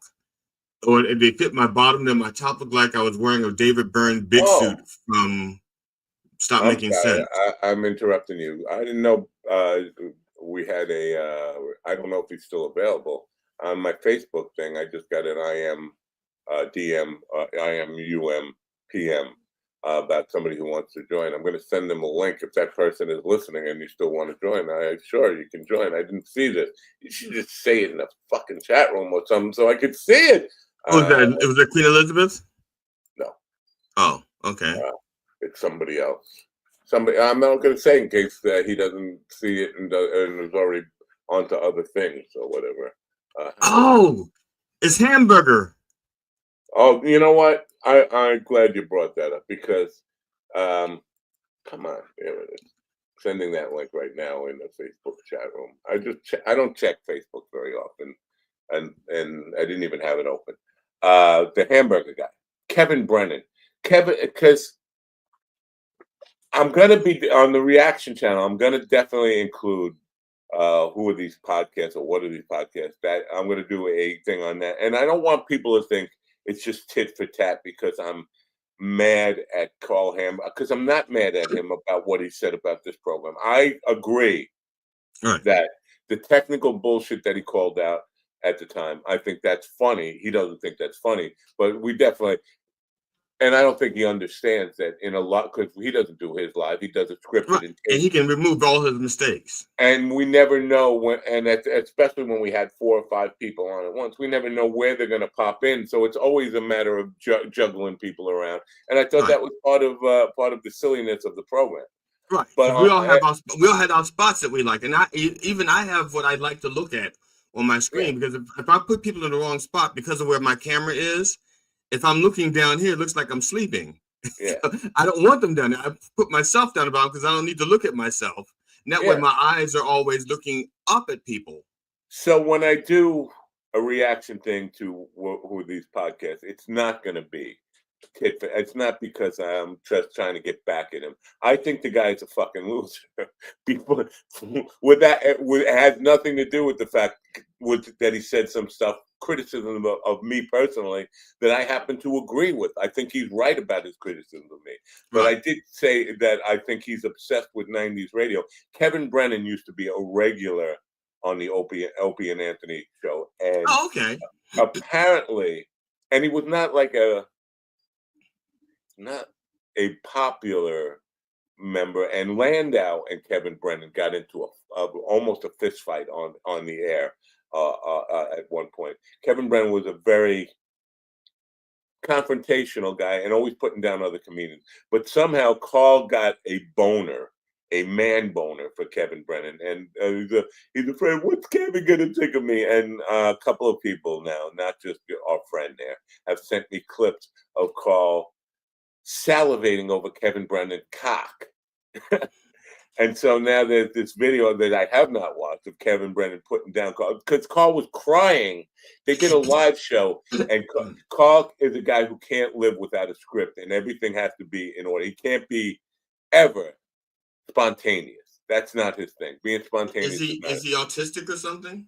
No, he's just a loser. He's not. Okay. So what are these podcasts, or who are these podcasts? That's a scripted show. And he hands people out their lines. Like, when I say this, you say this type of thing. Like, it was a fucking radio play? What is it? Anyway, but he's obsessed with 90s radio, which was all about spontaneity, and he's obsessed with Kevin Brennan's Cop. So they did a live show where Rich Voss was an unexpected guest, and Carl couldn't handle it. He needed to get back to a script. So instead of taking advantage of a live comedian who just was helping him out and blessing his stage, right now, I'm going to bring in a guest while I'm talking about this. This is a man who is the proprietor of Slaptail Nation. He's also, I featured in a 1950s television show called Leave It to Beaver Man, John Beaver. Thank you very much for having me. How's everybody doing this morning? You know what? I should give you credentials so you don't ever have to ask, and you could just pop in whenever the fuck you want. Oh, that'd be so nice. You have a credential left? Oh, you still have. He'd be getting Steven's credentials. No. There's other credentials other than me. Anyway, Ron's. You give him Ron's credentials? Fuck no. Yeah, or whatever. Where was I? Oh yeah, about him crying. So Rich Voss showed up in the middle of this live show in, I guess, a comedy club. They were doing a live podcast type of thing. Right. Carl needs to stick to the script. Rich Voss showed up, and Carl shoved him out. Like, we gotta get back to the script because he's panicking now. And then the audience fucking hated it. He was getting booed. He bombed. And then he was crying at the bar. Oh, you're not going to tell Kevin Brennan about this. Oh, Kevin's going to make fun of me now. It's like, man, you got to get over it. A comedian's going to make fun of you because you bombed and you bombed. It was your own doing. You bombed yourself. You had a good comedian on there who could have saved your show. Instead, you insisted on doing a live Who Are These Podcasts thing in front of people who don't give a shit about you playing clips and talking about them. And so, and he cries over that. So, and now Kevin Brennan, I guess, heard about it. And it's saying some mean stuff about Carl, which I have not heard yet, but I'm looking forward to that. I'm kind of eager. I don't want to give people clicks, but I want to hear Kevin Brennan burying Carl. And the thing about it is, when I listen to it now, I'm going to know that Carl is aware of it and is crying over everything Kevin Brennan says about, because he's in love with Kevin Brennan. Yeah. Well, if I'm going to pick a comedian to fall in love with, let's just say, if I'm going to go gay and fall in love with a male comedian, it's going to be Anthony Jeselnik. That's my guy. I'm gonna go gay for Anthony Jeselnik. You heard it here first. Jeselnik is listening. Comes with some. I need a house. And maybe a new car or whatever. But treat me like a good bitch is all I'm saying. Slaptail, John, are you going to go gay for a male comedian ever? That's a good question. I think that I probably could, but I got to be the big spoon. Who do you think GD would go gay for? I was about to say Dylan Brody made a comment in one of his shows, and he was introducing somebody. He was opening for David Sedaris, I think it is. Oh, is that David Sedaris? Yeah, so he's opening for David Sedaris, and so Dylan does his bit, and then he goes, "I don't have a gay bone in my body, but if I had one, it'd be David's." A gay bone. I don't think bones necessarily are gay. I think flesh is gay, right? The bone. Anyway. Well, if you're gay down to the bone. I don't think you're just gay on the surface. So so I'm going to be doing a reaction. That would be like a cross-dresser. I'm doing I have set up a channel. I haven't done the first video for it, but reacting to reaction channels. And reaction channels can fall into a lot of different categories. There's music. There's like Rick Beato, who analyzes music, and Wings of Pegasus was similar to that. Or it could be comedy, or it could be politics. Any of those people And some of them don't call themselves reaction channels; they call themselves analysis channels. But it's the same thing. You're inviting people over to your house to watch you watch television and talk about it, which is very weird for me. So it's a little hypocritical now. I'm going one step deeper, inviting you to come over to my house to watch me watch people watch television and talk about it. That's what I'm going to do. And Carl's is going to be fucking brutal. I can tell you right. And I know the criticisms of me are going to be, oh, you're just doing that to get back at him spite because he said mean things about you. No, he said mean things about me that were absolutely correct. I agree with him on that. I'm a fucking bald old doofus old man who's playing radio host in his retirement. Absolutely. Although that's absolutely true. Some people consider that the dream. Yeah. It'll probably sell. You think so? I don't know. I don't know. Maybe. I mean, reaction channels do well. You know what? Some people consider that their dream. Ben Shapiro has got this video that's been around for a while where he's saying that nobody should ever retire. In America, retirement is you're being stupid if you retire. Nobody should. Now, keep in mind, this is the guy who's never done any real work in his life. He's a podcaster. He's written a couple of books, but he never really went out and worked a job ever in his life. He went from being born with a silver spoon to getting a scholarship, going to college, graduating college. Even in college, he was doing his podcast and stuff. He's never had any kind of real job in the real world. So yeah, it's easy to say, I'm not going to retire if you've never had anything to retire from. Right. But I brought up the point that retired people, first of all, they add a ton of value to society. You can now, it gives you the freedom to do what you want to do with your life rather than what you have to do to make a living. But also you can volunteer, you can go, like all the nursing homes, they have volunteers, people who are my age who have free time to go and assist free of charge in hospitals and nursing homes and assisted living centers. And there's all sorts of things like that where people can, so the value of retired people, you can't just diminish that. And yes, some people call that living a dream, where you can now say, yeah, like GD or it got free to do comedy and music and stuff on without having to work for a company that rhymes with Comcast. Yeah. Or Direct TV. Yeah. Do you think they would let me volunteer to be their saran wrap guy at nursing homes? I don't know what's the saran wrap guy. I don't know. Why do I not know what the saran wrap guy is? Just saran wrap over the face of their residents as they sleep. I can be the saran wrap guy. No, I've never. That's how you help people stop snoring. You just put saran wrap over their nose as I they're think sleeping. it's called murder. No, it's saran wrap guy. No one ever. They're just sleeping deeper. Without a rise and fall of their chest or a heartbeat. It's really, really deep sleep. Oh yeah. What did you want to do? You send me this because you want me to share this, Kevin? Well, actually, I don't know. I'm trying to look at it now to see if it's worth sharing. Not worth sharing, but I don't know how long it is. It's long. I think I've seen this. This is a girl with her mother doing a podcast talking. Well, this isn't the girl with the mother, but it's the same girl. I think she's talking to some guy. I haven't looked at it yet. I was going to try to screen it before, but I just put it there because Tom just sent it to me.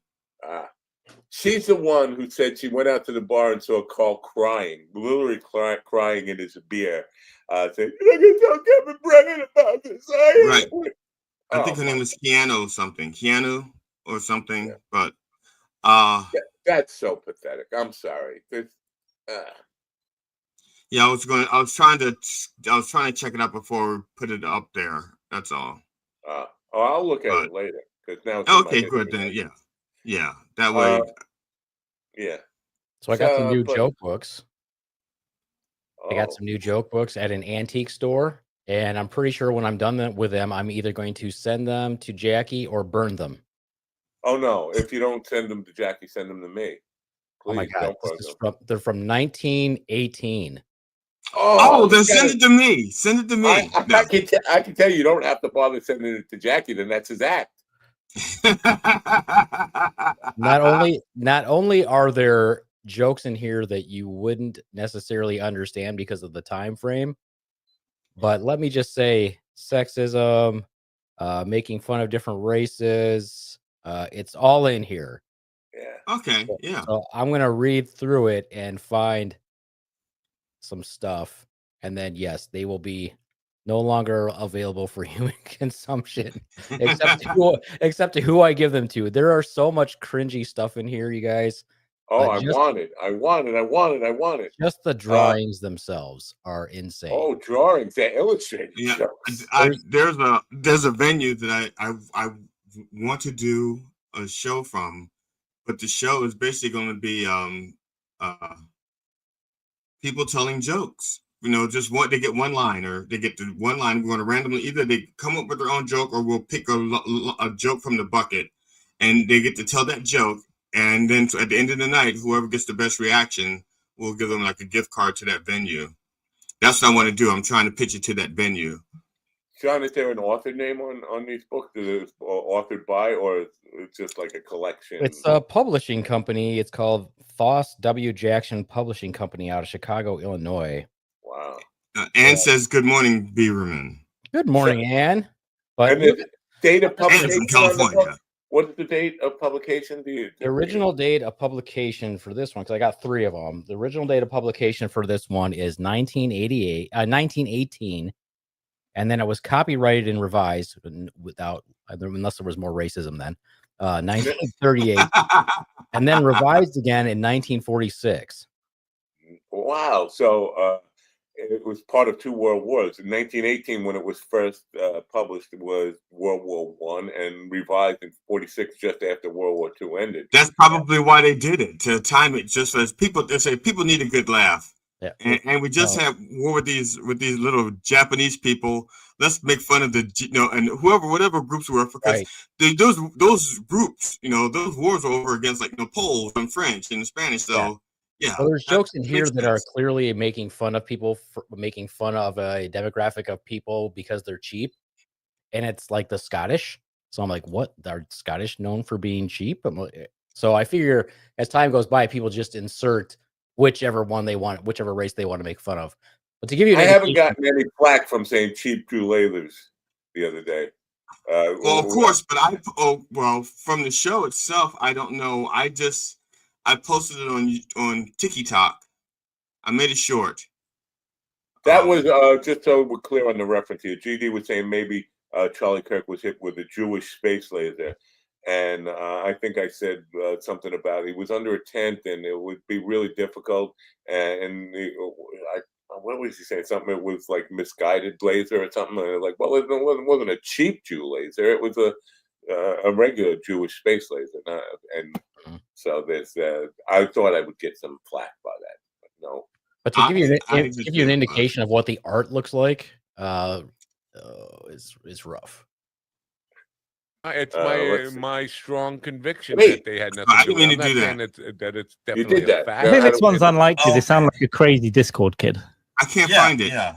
I haven't heard any compelling motive that Israel would have for killing Charlie Kirk. They said he was against the Iran We didn't want him to bombing. say things that he had been saying of late because he was starting to turn.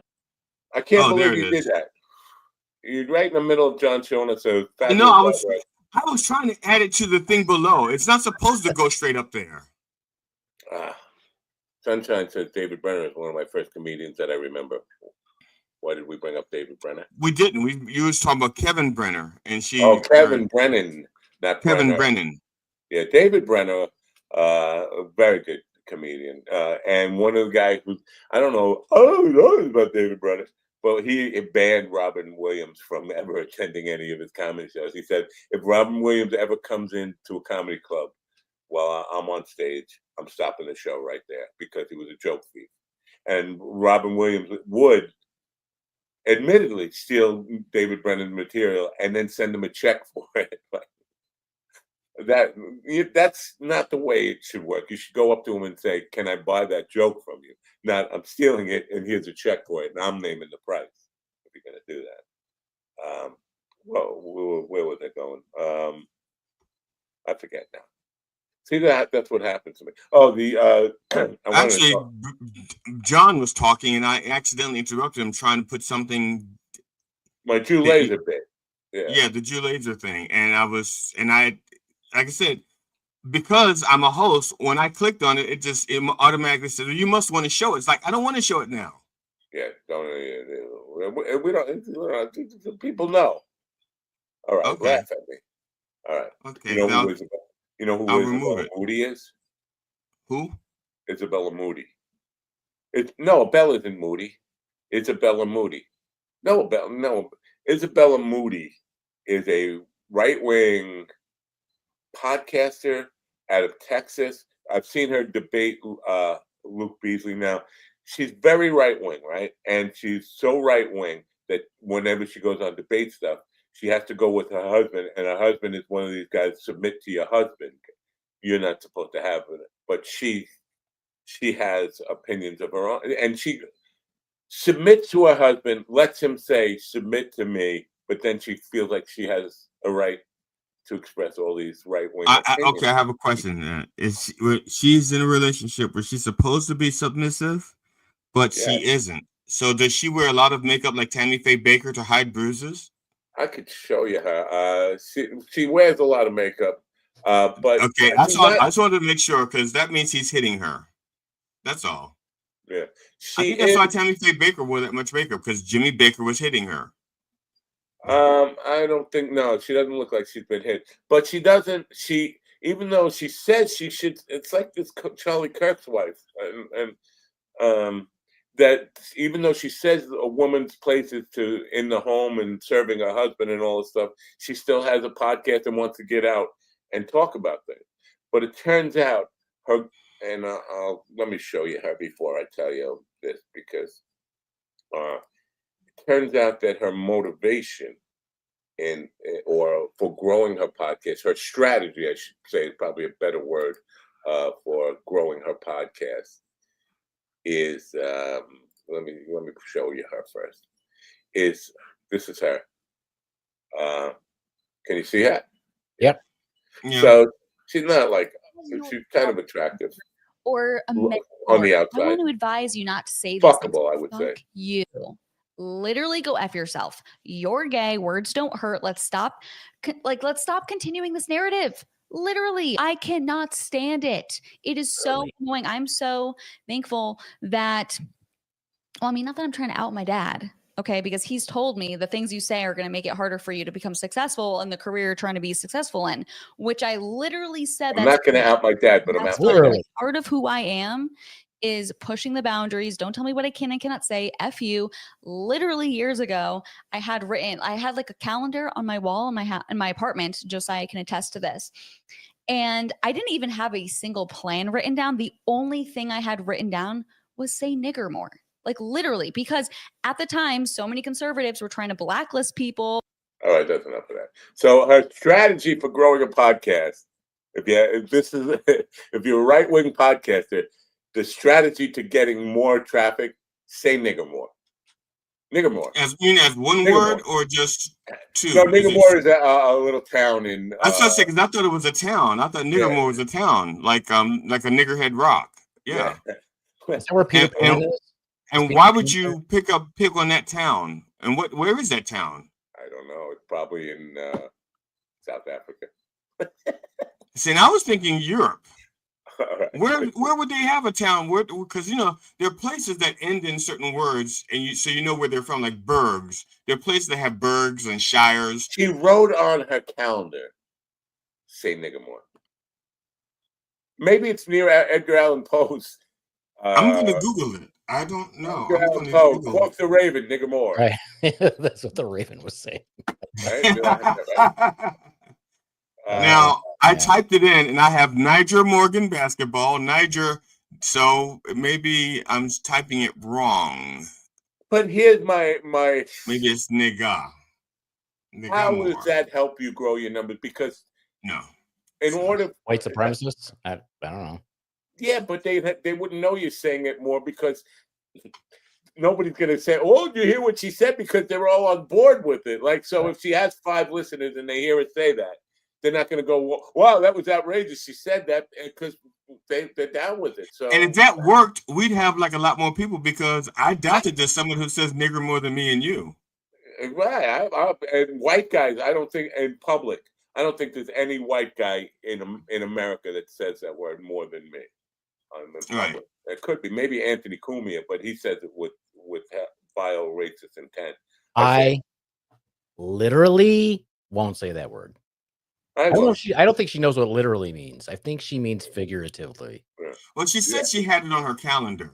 Yeah, but she said a bunch of stuff. Literally, she said literally. Well, yeah, true. And I was only paying attention to that. Literally, years ago, literally, I said, okay, that makes sense. Because when I hear people say literally, I check to see if they actually mean literally or figuratively. Yeah. Well, I will say that word in context of Anthony Cumia says it all the time. Like to say that Anthony Cumia says it. I'm not going to come out and call somebody that. But like, if I were in a court of law, wait a minute. When we had the show in New York, the first thing you said to me was like, "Nigger, this low turnout is your fault." That's what you said to me. I don't think I said that. I don't think I would ever say that. But listen, there's special occasions. Well, that was a special occasion. That was the first time. That was the first time we were all in the same room together. That fucking nigga's lying. I'm sorry. I don't that my I ain't channel my inner Cumia. No, I did. If I were in court of law, I would not say Anthony Cumia called that woman the N-word. I would say Anthony Cumia called that woman an N-word. That's telling young Bieberman.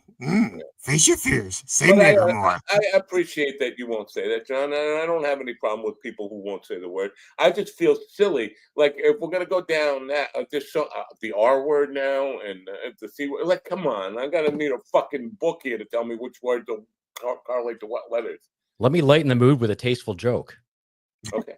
Go ahead. From 1918 or around there. Dinah, where have you been all morning? I was blackberrying, ma'am. Blackberrying? Yes'm. It was my cousin Joe's funeral. Dinah, won't you blow? Dinah, won't you blow? Yeah. I mean, Dinah, where were you? I was in the kitchen. Don't you listen to the fucking song? Now, is that face? Oh, my goodness. You know what? Whatever. That takes some doing with a quill. Quill. It's like, let me tell you how good that artist is. It's fucking terrible. Terrible. Jeez. You know so who did the illustrations for the book? I don't know. I don't know. Where did you find this book? Because I gotta get out more. I gotta go find gems like this. It's probably at some like swap meet or some used book. This was an antique store. This is an antique store that's downtown in Kalamazoo. And I walked in there. We were our friend from Fresno was here to go to the Mothman Festival. It was the day that he was leaving for the airport. So we're like, hey, let's go walk around downtown. Went in this store. And I asked the guy, I'm like, do you have any books on the paranormal or aliens or joke books? He's like, I got 3 joke books. I'm like, all right, let's see what you got. I'm like, oh my God, I got to buy these. I'm like, I have to buy these so that no one else ever buys these books. I would buy those books. And I guarantee they're pretty cheap, right? They got to be pretty They cheap. were $5 a piece. Yeah. Wow. Are you interested in the paranormal and aliens and stuff? This is something I was not aware about. Oh yeah, absolutely. I'm a big cryptid fan, aliens, all that stuff. That's why we go. That's why we went to the Mothman Festival. We read all those books. Yeah, I like cryptids quite a bit. Aliens, I'm on the fence about. Are they coming here for nefarious reasons or whatever? But actually, I was going to ask you. I'm going to show you. Like, this is one of the actual art pieces. This is one of the art pieces I got while I was there that I thought was really cute. A little bit of glare on it, reflection on it, but that's the Mothman thing. Is that what that is? Yeah. So I look at that, and that reminds me of if they did Batfink. There was a show called Batfink, and if they did it in the style of The Scream. Well, let's remind you. That's what that is. Yeah, it's The Scream. It's just that's exactly what. You know what? I have a kids' paint party on Saturday. They would probably have more fun with something like that, and probably do better with something like that. Yeah, it's awesome. Yeah. So it's from Mystica Inc. She did all of her paintings, which I really love. But Well, on the paranormal stuff, you're interested in that, and the alien stuff, and the paranormal stuff. But and now I'm putting words in your mouth, and I know I'm sorry about that. But do you totally dismiss this energetic healing thing that, like, this woman was talking about last night, being an intuitive psychic healer?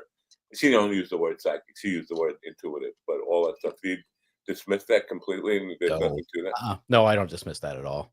No, because I've met a lot of like you encounter a lot of those people go into instead of be psychics and stuff like that. You'll find a lot of nurses that are really in tune. Yeah.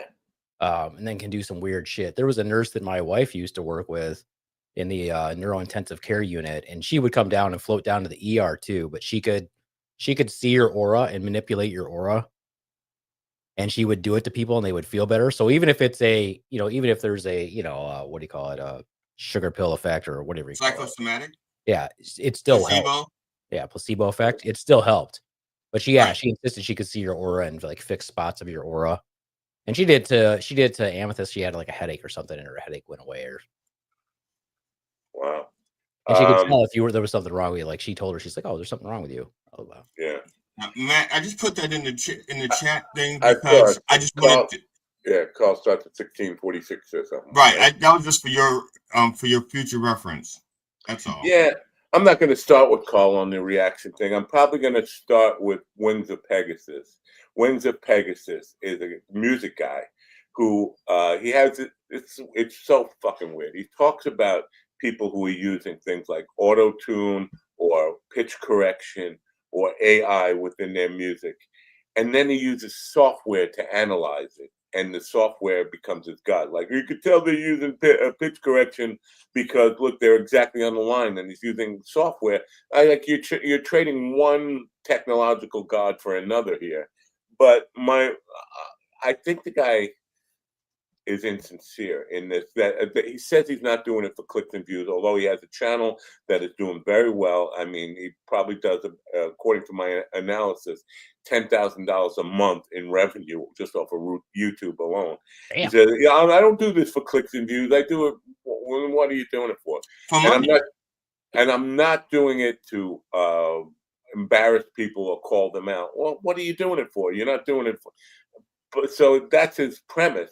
But then he's making big money off that. He always says like and subscribe. If you're not doing it for clicks and views, why are you telling people like and subscribe? Right. But my thing is coming back to this artistic tool stuff. Tools and stuff evolve. You think the people in the cave who drew on cave walls and did some pretty impressive stuff with rocks and like blood or whatever they did on the caves, we're looking at would see something that art that Da Vinci did and said, "That's not fair. He used a brush. We didn't even know what a brush was." Stuff evolves. The tools evolve, and so if you don't like it, that doesn't mean young people are not finding value in it. If somebody finds value, to me, the value of art is: does it touch somebody? Does it add meaning to their life? Does it give them a sense of fulfillment? If it doesn't have to give me that sense. If somebody else loves that art, who am I to tell them you shouldn't like it because of the way it was created? The guy used the.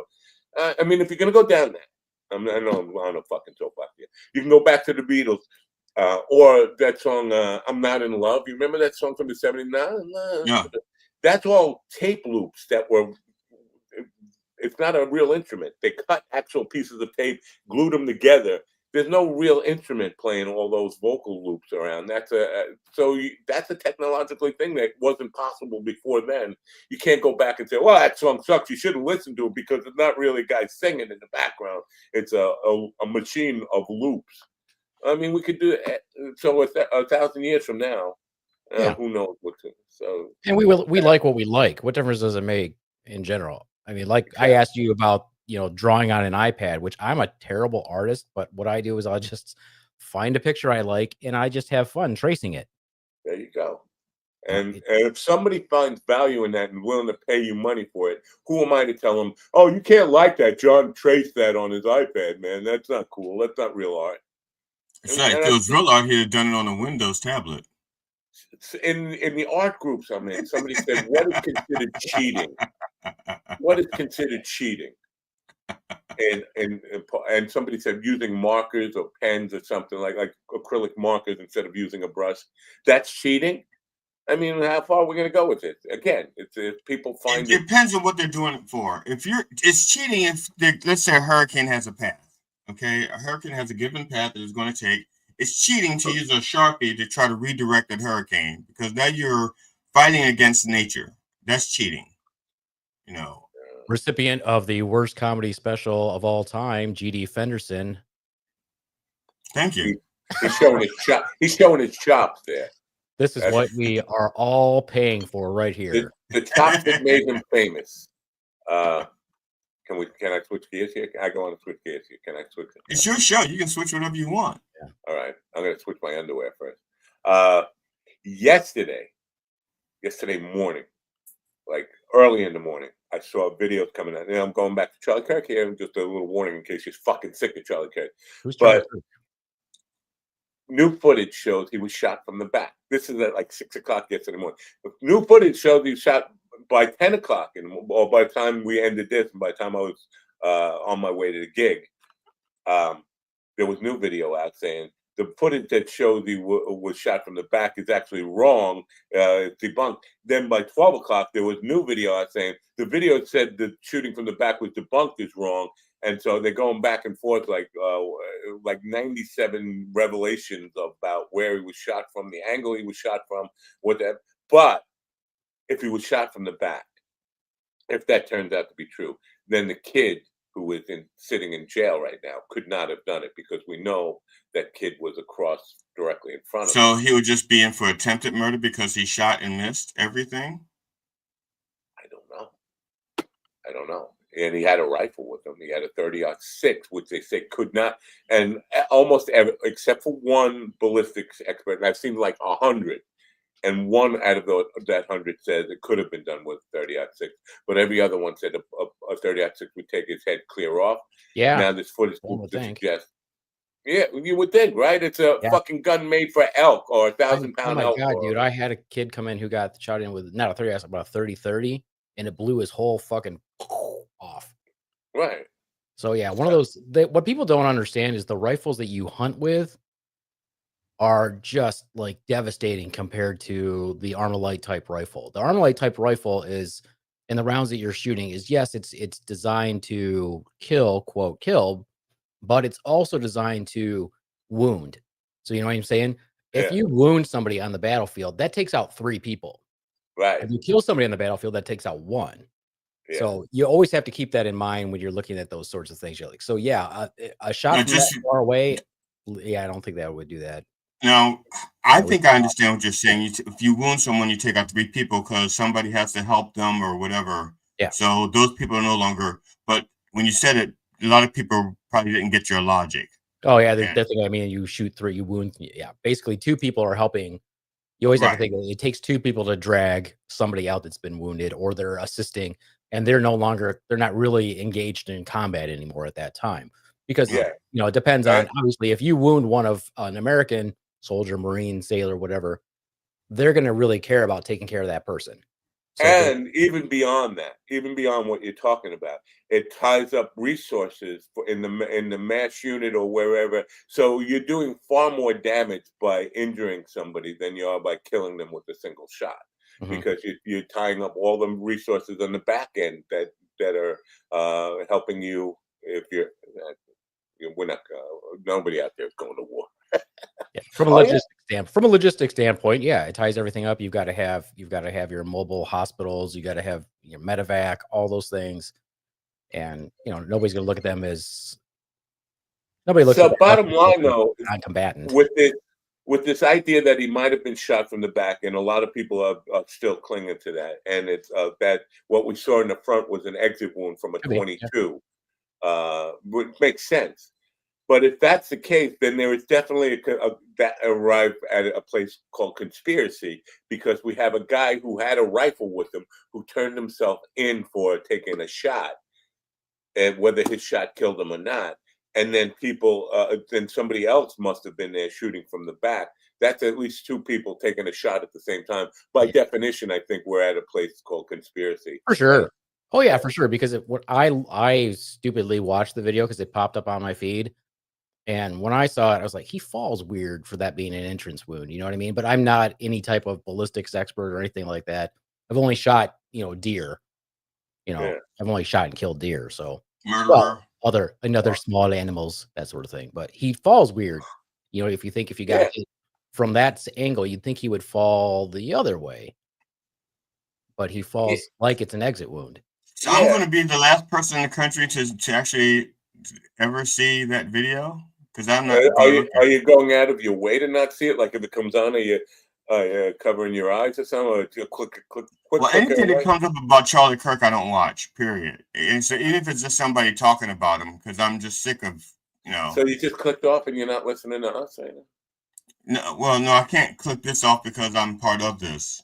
Well, this isn't really about Charlie Kirk. It's about the guy, whoever killed Charlie Kirk, and the people who are talking about the conspiracy theories. Now, all of a sudden, this footage from the back angle just appeared. And why doesn't the FBI have this? Why is it coming to YouTube first? That's like, wait a minute. Just the FBI is so fucking inept that it ends up on YouTube before they get the footage.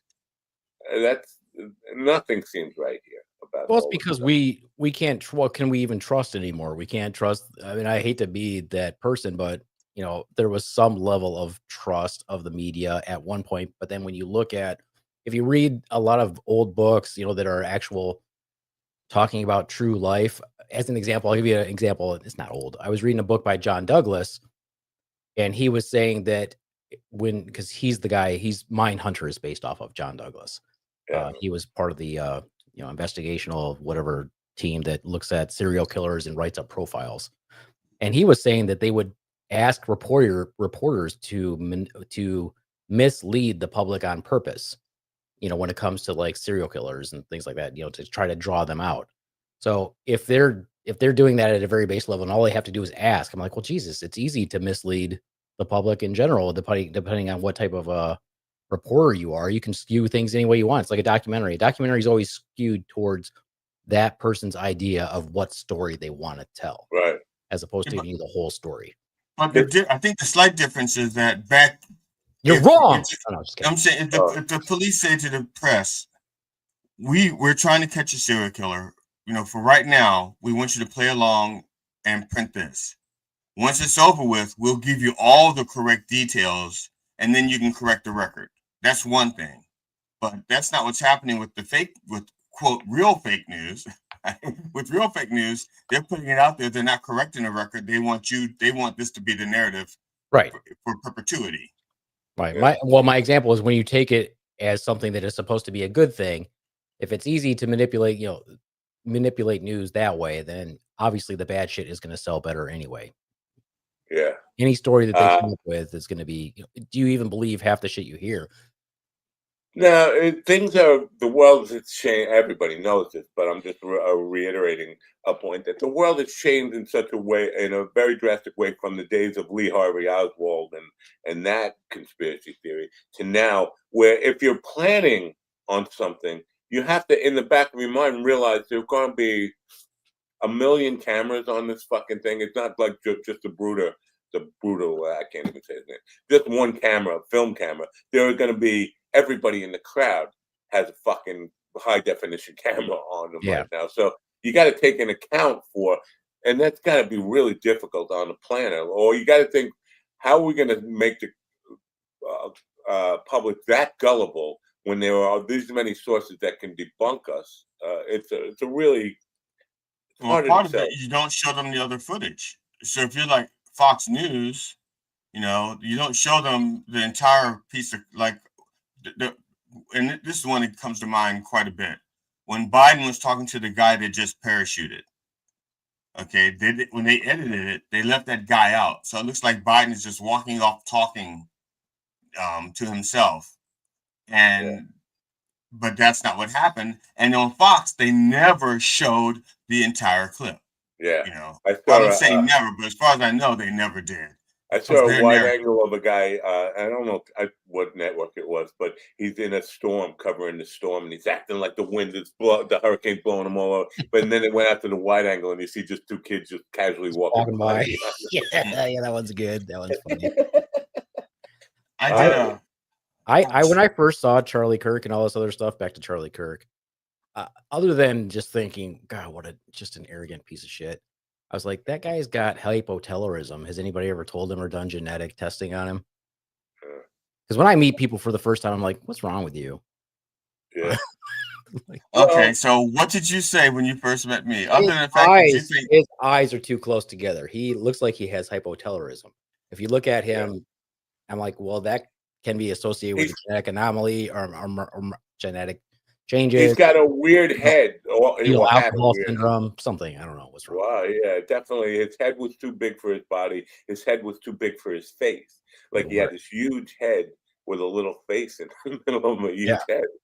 I just wonder if you ever had genetic testing. That's where my mind goes. I'm like, wonder if this guy's ever had genetic testing. Yeah. So many things are crazy about this. But as a guy, have you ever shot like a rifle that is like a 30 like when you shoot deer, do you use a 30-06?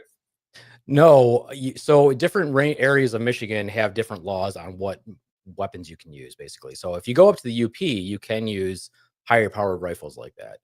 Down here, us trolls, we're only allowed to use shotguns. You can use a rifle, but it can't be a round that's bigger than it has to be at least, it can be around a 45 or a 44 round, but those rounds move a lot slower. So you can use those. So like I've used a Henry rifle, which is like the old school cowboys used. But my round is a 38. So it's a 357 round actually. So it's not a high velocity round. Okay. You're familiar with what a 30-06 sounds like, right? Yeah. So because I've heard people talk about this, but I have never been in the presence of one. They say if you shoot a 30-06 in an enclosed place like that, with all these buildings around to make an echo chamber, it's going to sound like a bomb went off or a loud boom or something like that, right? Would you say that's a fair statement? Or I will say that, like, when I've heard, if you compare like an Armalite type rifle, which everybody calls it's assault rifle. AR does not stand for assault rifle. It stands for Armalite rifle or Armalite type rifle. Those sound a lot different than if you shot like an M1 Garand, or if you shot an M14 is a little bit different. M1 Garands were like what they primarily used as their rifle in World War II, so it has a different type of round. But if you hear someone shoot a sniper rifle, which is like a 50 caliber, that one is super freaking loud. So yeah, 30-06, 30-30, they should sound a lot different from an Armalite type rifle. it's hard to tell from the tape, but it sounds like a firecracker going off. But here's the thing: if you're in all these enclosed places where you're going to get echo and stuff, you see a crowd of maybe 2,000, 3,000 people right in front of them. None of them flinched with that firecracker sound. The only person who turned around was a guy who was caught on video. Was a kid who was like celebrating. Yeah, they got him. Like, that kid seemed to have known that something was going to happen. But nobody. If he heard a firecracker, he could just say, "More fireworks, yay!" Right, but that's not a 30-06. It wouldn't sound like a firecracker. That's my thing. According to all the ballistic experts, they say that would be loud enough that everybody would go. Or something, and no entire crowd didn't move at all. They kept their focus straight on him, which is an interesting anecdotal piece of evidence that it's hard to say that must have been a 30-06 if all these people just sat there unflinched by a loud sound like that. So I don't know. I would still suspect it was something like, an AR, something like that. But everybody on who's got a right-wing podcast or even some left-wing podcasters are talking about this stuff. What's missing is the traditional conspiracy. Alex Jones isn't saying shit about this, and you would expect that those are the people who would be coming out and like barking up a storm and saying, "Gay Frog shot Charlie Kirk," or whatever. No, those people are silent. It's a very weird time to be alive right now, which is, I think you could say, going back quite a long way. Anyway, we did a podcast a really long time ago. I think it was during Trump's first term. and it was basically like watch the left hand. It's basically what we're saying is like there's so much stuff happening with the right hand that they're doing. They're distracting you with the right hand while the left hand is doing all the work, which is what they're just doing now. They're doing it. They constantly do it. They're like, oh, let's put all this focus on Charlie Kirk while we're doing all this other nefarious bullshit and make everybody pay attention over here. Yeah. Sunshine is talking about the ICE facility thing. Now, this is for people who don't know, there was a mass shooting. Somebody shot at, or I think he hit 3 people, killed 1 at an ICE facility in Florida. Was it Florida or Texas? Dallas, Texas. Dallas, Dallas. But they're trying to say this is an attack on ICE. But the only people who got shot were immigrants. Then how does that make? Was this person just that bad shot? Like, none of that makes sense. If it's an attack on ICE, how come nobody from ICE got shot? Exactly. That's why Trump said he questions their aim. What? Right. Their aim or both. Oh, yeah. Right. I forgot about that joke. I forgot about that. Yeah. Yeah. In writing, why would you write on the casing? Right. Now, Sam. Yeah, Sam Morrill, he had a joke like, "Oh, you got me. Take the bullet out and read it." I mean, is that what you're expecting? Because on the one supposedly from in the Charlie Kirk, one of the bullets said, "If you can read this, you're gay." Can you just imagine getting shot? Oh, hey, wait a minute, I'm not gay. Like,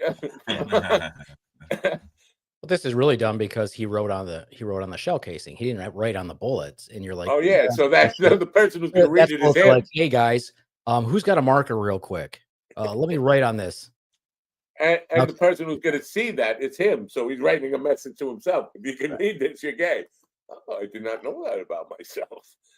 I didn't know this about myself, but. And there's another thing that we'll never know the truth about. We'll never, because no matter what, it's always going to be twisted and turned and all this kind of stuff. Yeah. Yeah. Epstein. All it says, Epstein files.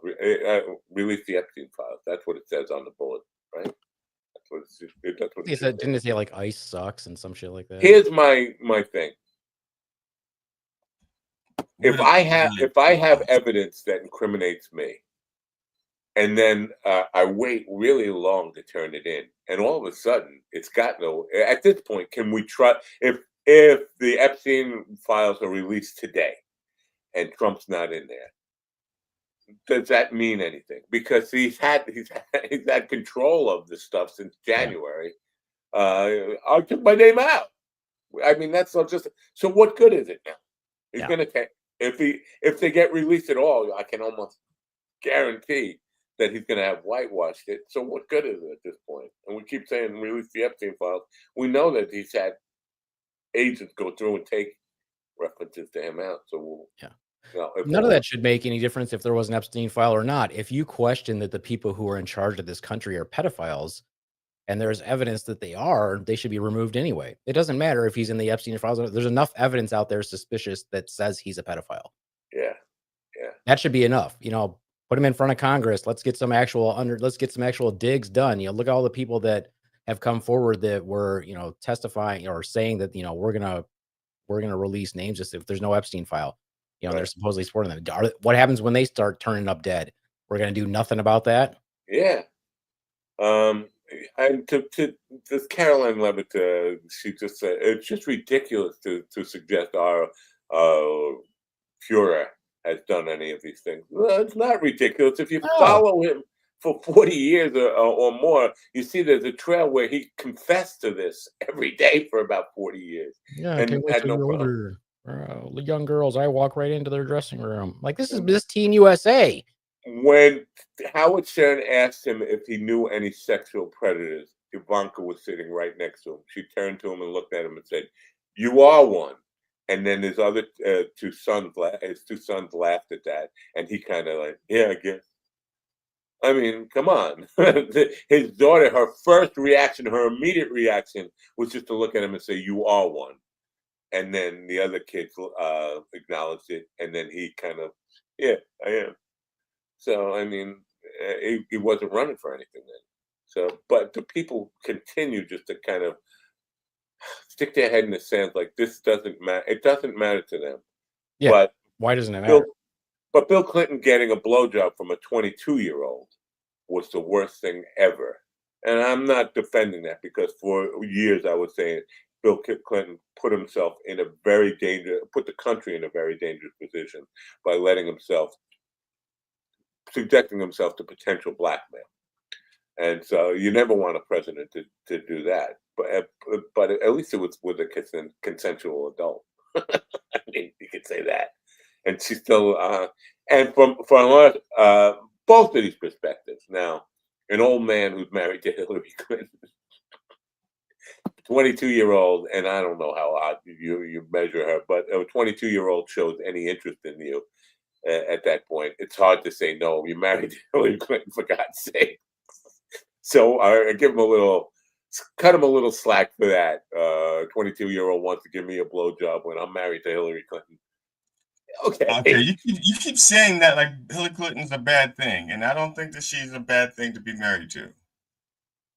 I think he was talking aesthetically pleasing. What? Really? You don't think Hillary Clinton's a bad person? Really? Really? Not really. I mean, not as a politician. I think she was okay as a politician, but as a human being and a woman, I don't know. She seems pretty decent. Oh boy, pretty decent is not where I was going with that. I was going with something a little more misogynistic, as she's not very hot, especially cookies. What? When she doesn't bake cookies. Huh? She doesn't bake cookies. You keep cutting out. Oh. She doesn't want cookies. She doesn't want cookies. Is what you were saying. So I have no idea what the fuck you were trying to say. She doesn't toss a salad. It sounded like you were saying to me. Anyway, no, she was not fuckable, and she wasn't fuckable when she was a kid. I remember her in the Nixon here. She was just like a gawky, geeky girl. Again, in middle age, and you're married to that, and some young girl wants to blow you. No questions asked. No receipts necessary. I say maybe. All right. If nobody finds out about that. I didn't know I'm gonna fucking come on your dress and you're gonna fucking take it and store it away. That's foul. That's foul play. It would be worse if he kept the dress though, because then it looks like he's a trophy. He's keeping trophies. Yeah, and again, I don't want to sound like if he had a drawer of cigars. Right. The right thing, not even the right thing. The closer to right thing Bill Clinton could have done was say, wait 4 years. If you still want to blow me in 4 years when I'm done, then maybe let's talk or whatever. But I honestly think he should have just got blown and admitted it. Yeah, that too. I'm the fucking president. This chick wants to blow me. I got a blowjob. Look at my wife. Come on. Come on. Wouldn't you get a blowjob? Exactly. Am I a total misogynist? Now I'm an anti-Semite, racist, misogynist. Whatever. I just like intelligent women. I think she was very smart. So I'm not talking about Lewinsky. Right. I don't know that Lewinsky wasn't smart. So you're gonna fuck her conversation? No, you listen to the conversation. I don't know how smart she is. Listen, she couldn't beat Donald Trump in a fucking presidential. That has nothing to do with being smart. Oh, sure it does. Sure it does.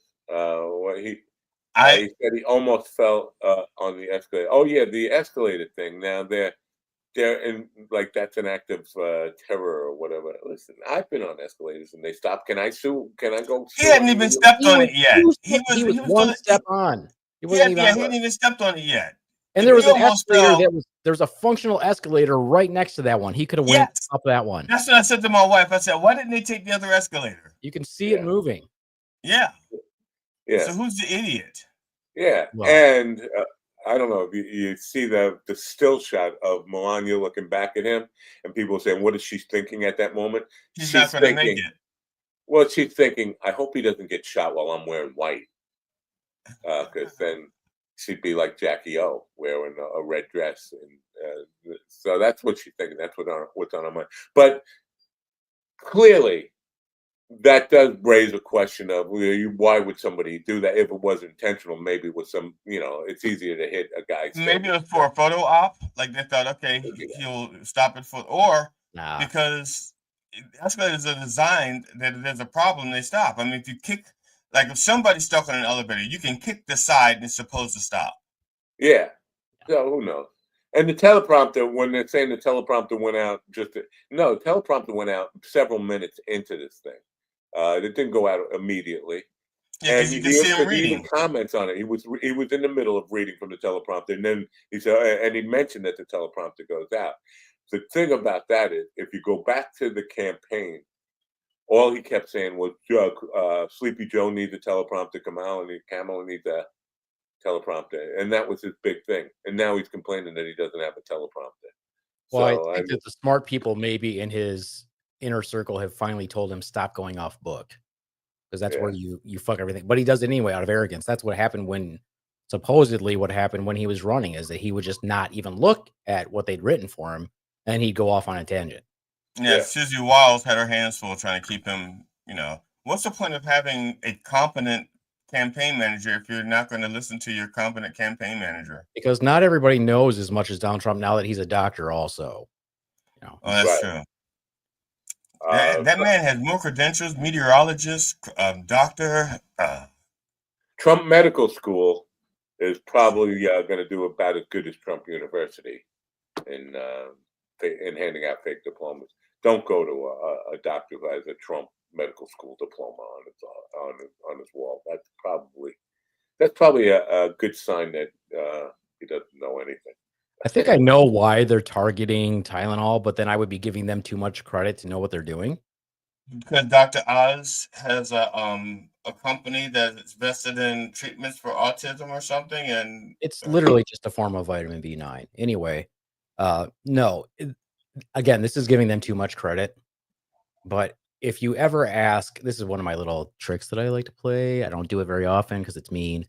But if you ask a doctor, a PA, nurse practitioner, etc., how does Tylenol work? How does acetaminophen work? And they give you an answer, then you're like, okay, you're an idiot. I would say I don't think they know how it works. No, right? they've never figured out how Tylenol actually works. Okay. So when you read it's literally will say something like, well, literally, figuratively, it should say mechanism of action unknown. So we've never been able to really figure out how Tylenol works for pain. We have a general idea of how it works for fever. They think there's a theory, but there's actually we don't know why it works. Does it pass like a placebo study? Like, because it would seem to me maybe that's a bit. If we can't figure out the science mechanics behind it, maybe it is all mind over matter. And you tell people. I'm sure they've done those studies, but oh yeah, I'm sure. But no, it's just one of those. There's a lot of medications that if you read it, it will say mechanism of action unknown. Yeah. But Tylenol being the biggest one that we've used, forever, and we don't know why it really helps for pain and fever. We know for sure. I mean, it does work, especially as a fever reducer, or antipyretic. We know it works really well. Pain, it works well. They put it with other medications for supplemental use. So but I feel like, but again, this is me giving them too much credit to go for them to say, oh, we'll go after Tylenol because we don't know why it works. So we can literally say it's causing problems with all these other things because we never figure out why it works. My mother, when she was pregnant with me, took Tylenol every day because she had to deal with the hangovers that she was having. So that explains a lot about me, doesn't it? I've heard that joke so many times in the past 24 hours. Oh, well, in my case, it actually happens to be true. Oh, okay. Well, I got you there. My mother, I'm telling you this, and I know because there were pictures in the family album of nurses with cigarette cards. And my mother is sitting there smoking in bed in a hospital, smoking and a drink in her hand. Like, what the fuck is going on here? You got to make it an enjoyable experience, like a spa. Well, with me, it was definitely not an enjoyable experience. I had this fat fucking kid. I think it was a 350-pound baby. Yeah. No, I was 12 pounds, which was a lot. But also breech and with the umbilical cord. I was hanging myself, pre-hanging myself. I was doing just preparing for the You were way out. swinging. You were having fun. Yeah. Was your mom So diabetic? Did she have gestational diabetes? They probably didn't even know. she was old. She was old. She was 30 years old, which was old to be having children then, because everybody else in the neighborhood had 10 kids and they were still in their 20s. Yeah. Right? So, My mom was 28. Yeah. I don't know. But that's why my father was banging the neighbors, because my mother was pregnant with me and drunk and smoking up a storm. So dad was out banging the neighbors. Yeah, and I turned out okay, didn't I? Say yes. Sure. Yes, you turned out Oh. great. You could be more angry, but other than that, you're fine. I don't know. See, this was a subject last night with the MSN's hot healer. Uh, that I think I spent all my anger in my youth. I was a rageaholic it didn't take much for me to go fly off the handle. I am one of these things that haunts me to this day. It's this old man I was fucking screaming at, yelling at him to get out of his car so I could kick his ass. And it's like, calm down, young man. What's your hurry? I'm sorry I cut you off. I wasn't looking. Nobody got hurt, did they? And I was just I was punching his car and stuff. And I'm like, I got that coming. I know that's coming to me at some point now that I'm the old man. I'm going to accidentally cut off some young rageaholic who's fucking pumped up on steroids or whatever, fucking just coming from the gym, who wants to light me up. And I'm going to have to do this. Oh, calm down, young man. Please don't hurt me. Speech. It's coming in. But so I think I spent all my anger in my youth. Misspent anger. So maybe that's why I don't have a whole lot of it left. Like rageaholic stuff. Aspirin and what is this is a super chat for $12.99. Aspirin and caffeine, hence stimulation of the nervous system, can boost your immunity. Is that true, John? What aspirin doesn't have caffeine in it? No, I think she's saying aspirin and caffeine. Like you did. No, she said aspirin has caffeine. That's what she said directly. I mean, if you get a combination product, Excedrin migraine. Oh, I misread this. Aspirin has caffeine. Okay, no. There are some painkillers that they do add caffeine to. I think people said Tylenol plus caffeine. Excedrin has caffeine. Right. Yeah. My new doctor is I don't know if you know this. Michael Ian Glassard is now my new doctor. I'm going by his medical advice, and he said, "Let's all smoke weed and get drunk." My doctor, I got a note from my doctor. I'm going to do it. I'm going to do it starting immediately. You should smoke it. I think you should consume it in different ways. Smoking is still I have edible. I have edible. I encourage my patients not to smoke it. I just eat it. Because you're still smoking, you're still inhaling, you're still burning your lungs a little bit, That's true. My lungs, my lungs probably look like I smoked a pack of Marlboros every day. I don't think it's going to stiffen your alveoli, your little sacs, it's going to thicken up your mucus. Not great. And the little cilia that's supposed to help moves your particulate matters along. Yeah. The thing with edibles, it's so unpredictable. It's not a science. And if I want to get high, I can't tell when I'm going to get high. I can eat it now and not know if I'm going to get high in a half hour, an hour, 5 hours from now, or how much to take. Sometimes I take a little and feel it big time, and sometimes I take a lot and don't feel anything until it all fucking is. It's not predictable. I need something more predictable in edibles. Well, especially, it's a tolerance-based thing. Obviously, I'm sure that I'm way more sensitive to it than you are, but there's some really good drinks out there. One of the places that here locally, everything that they have in their shop pretty much is made in Michigan. But they had a drink, and it was, I don't know how, it was like a 200 milligram drink, and I didn't realize that. Mm-hmm. And I was going to drink the whole thing because I thought it was like 20 milligrams, and it was like 20 milligrams per ounce or some shit like that. And I started I started drinking. I was like, I should probably look at this first. But that one hit me in probably less than 10 minutes. It was not fast. That's what I want. There was a guy, I don't want to mention his name, partially because I can't remember his name really.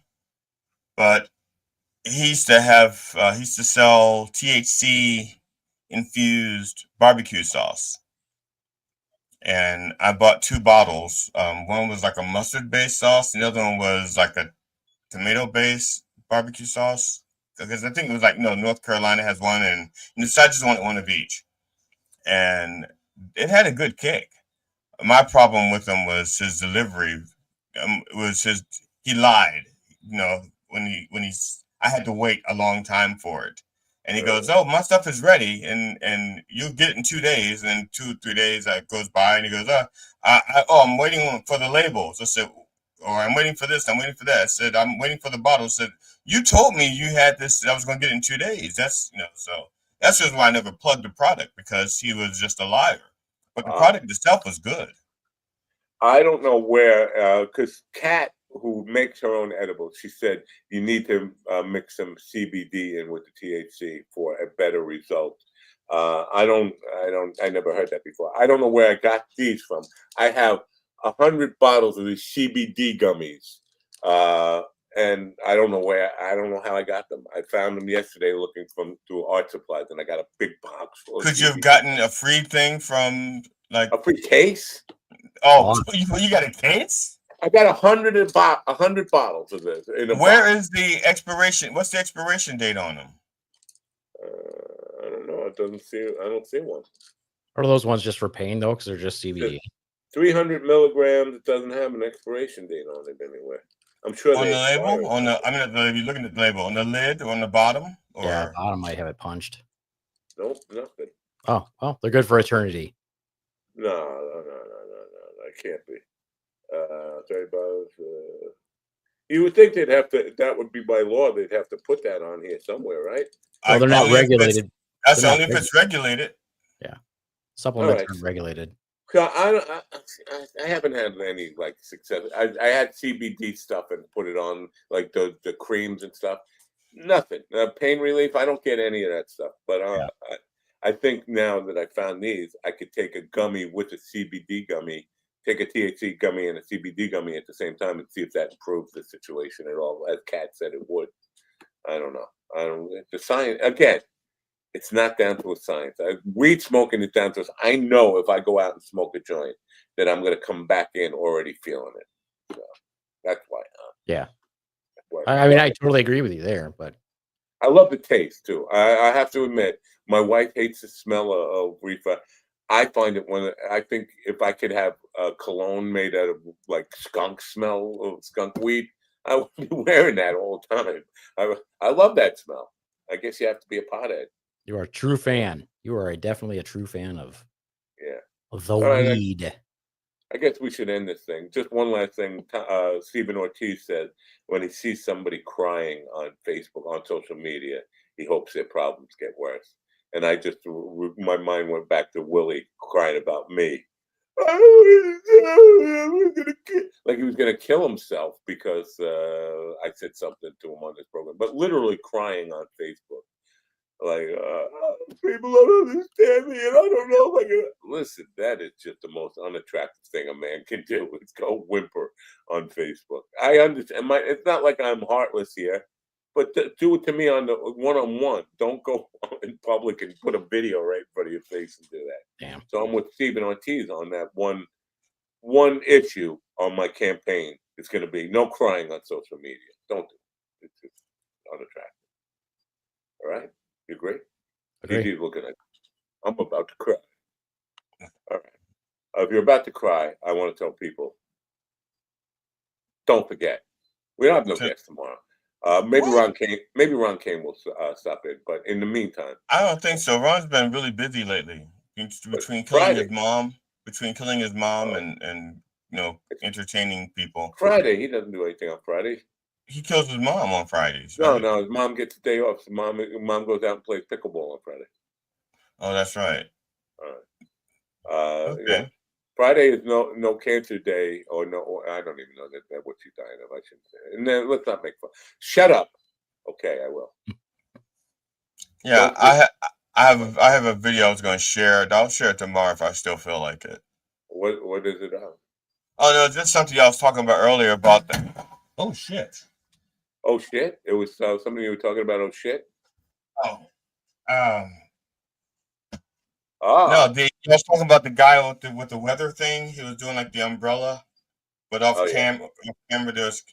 Yeah, I did a spoof a long time ago of back when Trump did the weather thing with the hurricane and the Sharpie. I did a thing about the White House Weather Channel. I gotta go right now. I gotta go get. Today I have a 104-year-old birthday party. Sweet. Is it a surprise party? What kind of music do you play for? He was born in 1921 on this date. This is his birthday. What kind of music do I play for a guy who it's 104th birthday? I'm just looking forward to music. Olden days when things are cotton. Well, yeah, right. Looked on to something shocking. Well, heaven knows anything goes. Oh, yeah, basically what I'm gonna try to do, like old time jazz and ragtime and stuff. Give me that old time religion. Give me that old time religion. See now, Mammy, don't you know me, Mammy? It's your son Sammy from Alabama. You can't do anything that suggests passing on or any of that stuff. You have to be very cognizant of that, because that's life. But Frank Sinatra, I did that one time, and it ends up, I think I'll end up rolling myself into a big ball and die. And the nurses just came running over like, oh, a little ball, a box, no dying, no dying. They can't mention the word die. Maybe it'll help some of them. I don't know. Anyway, give them a little direction. Yeah. Speaking of dying, I have a wake to go to this afternoon.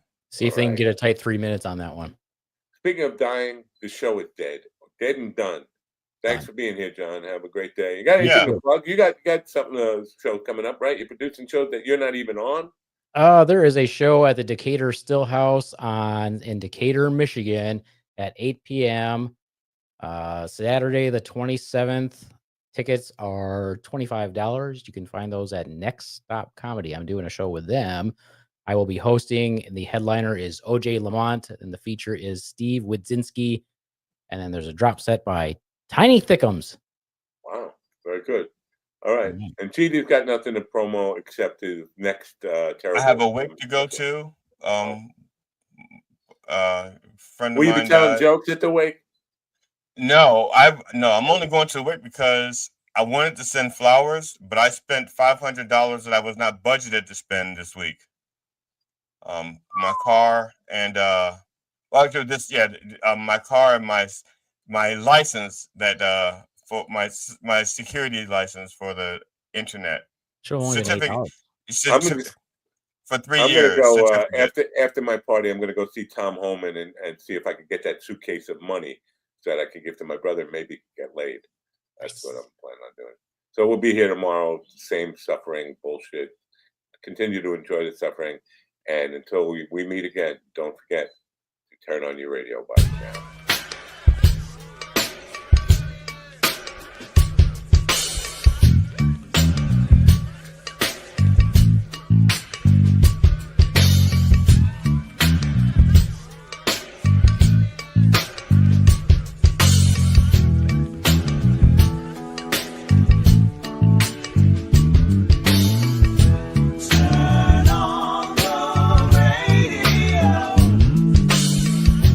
Oh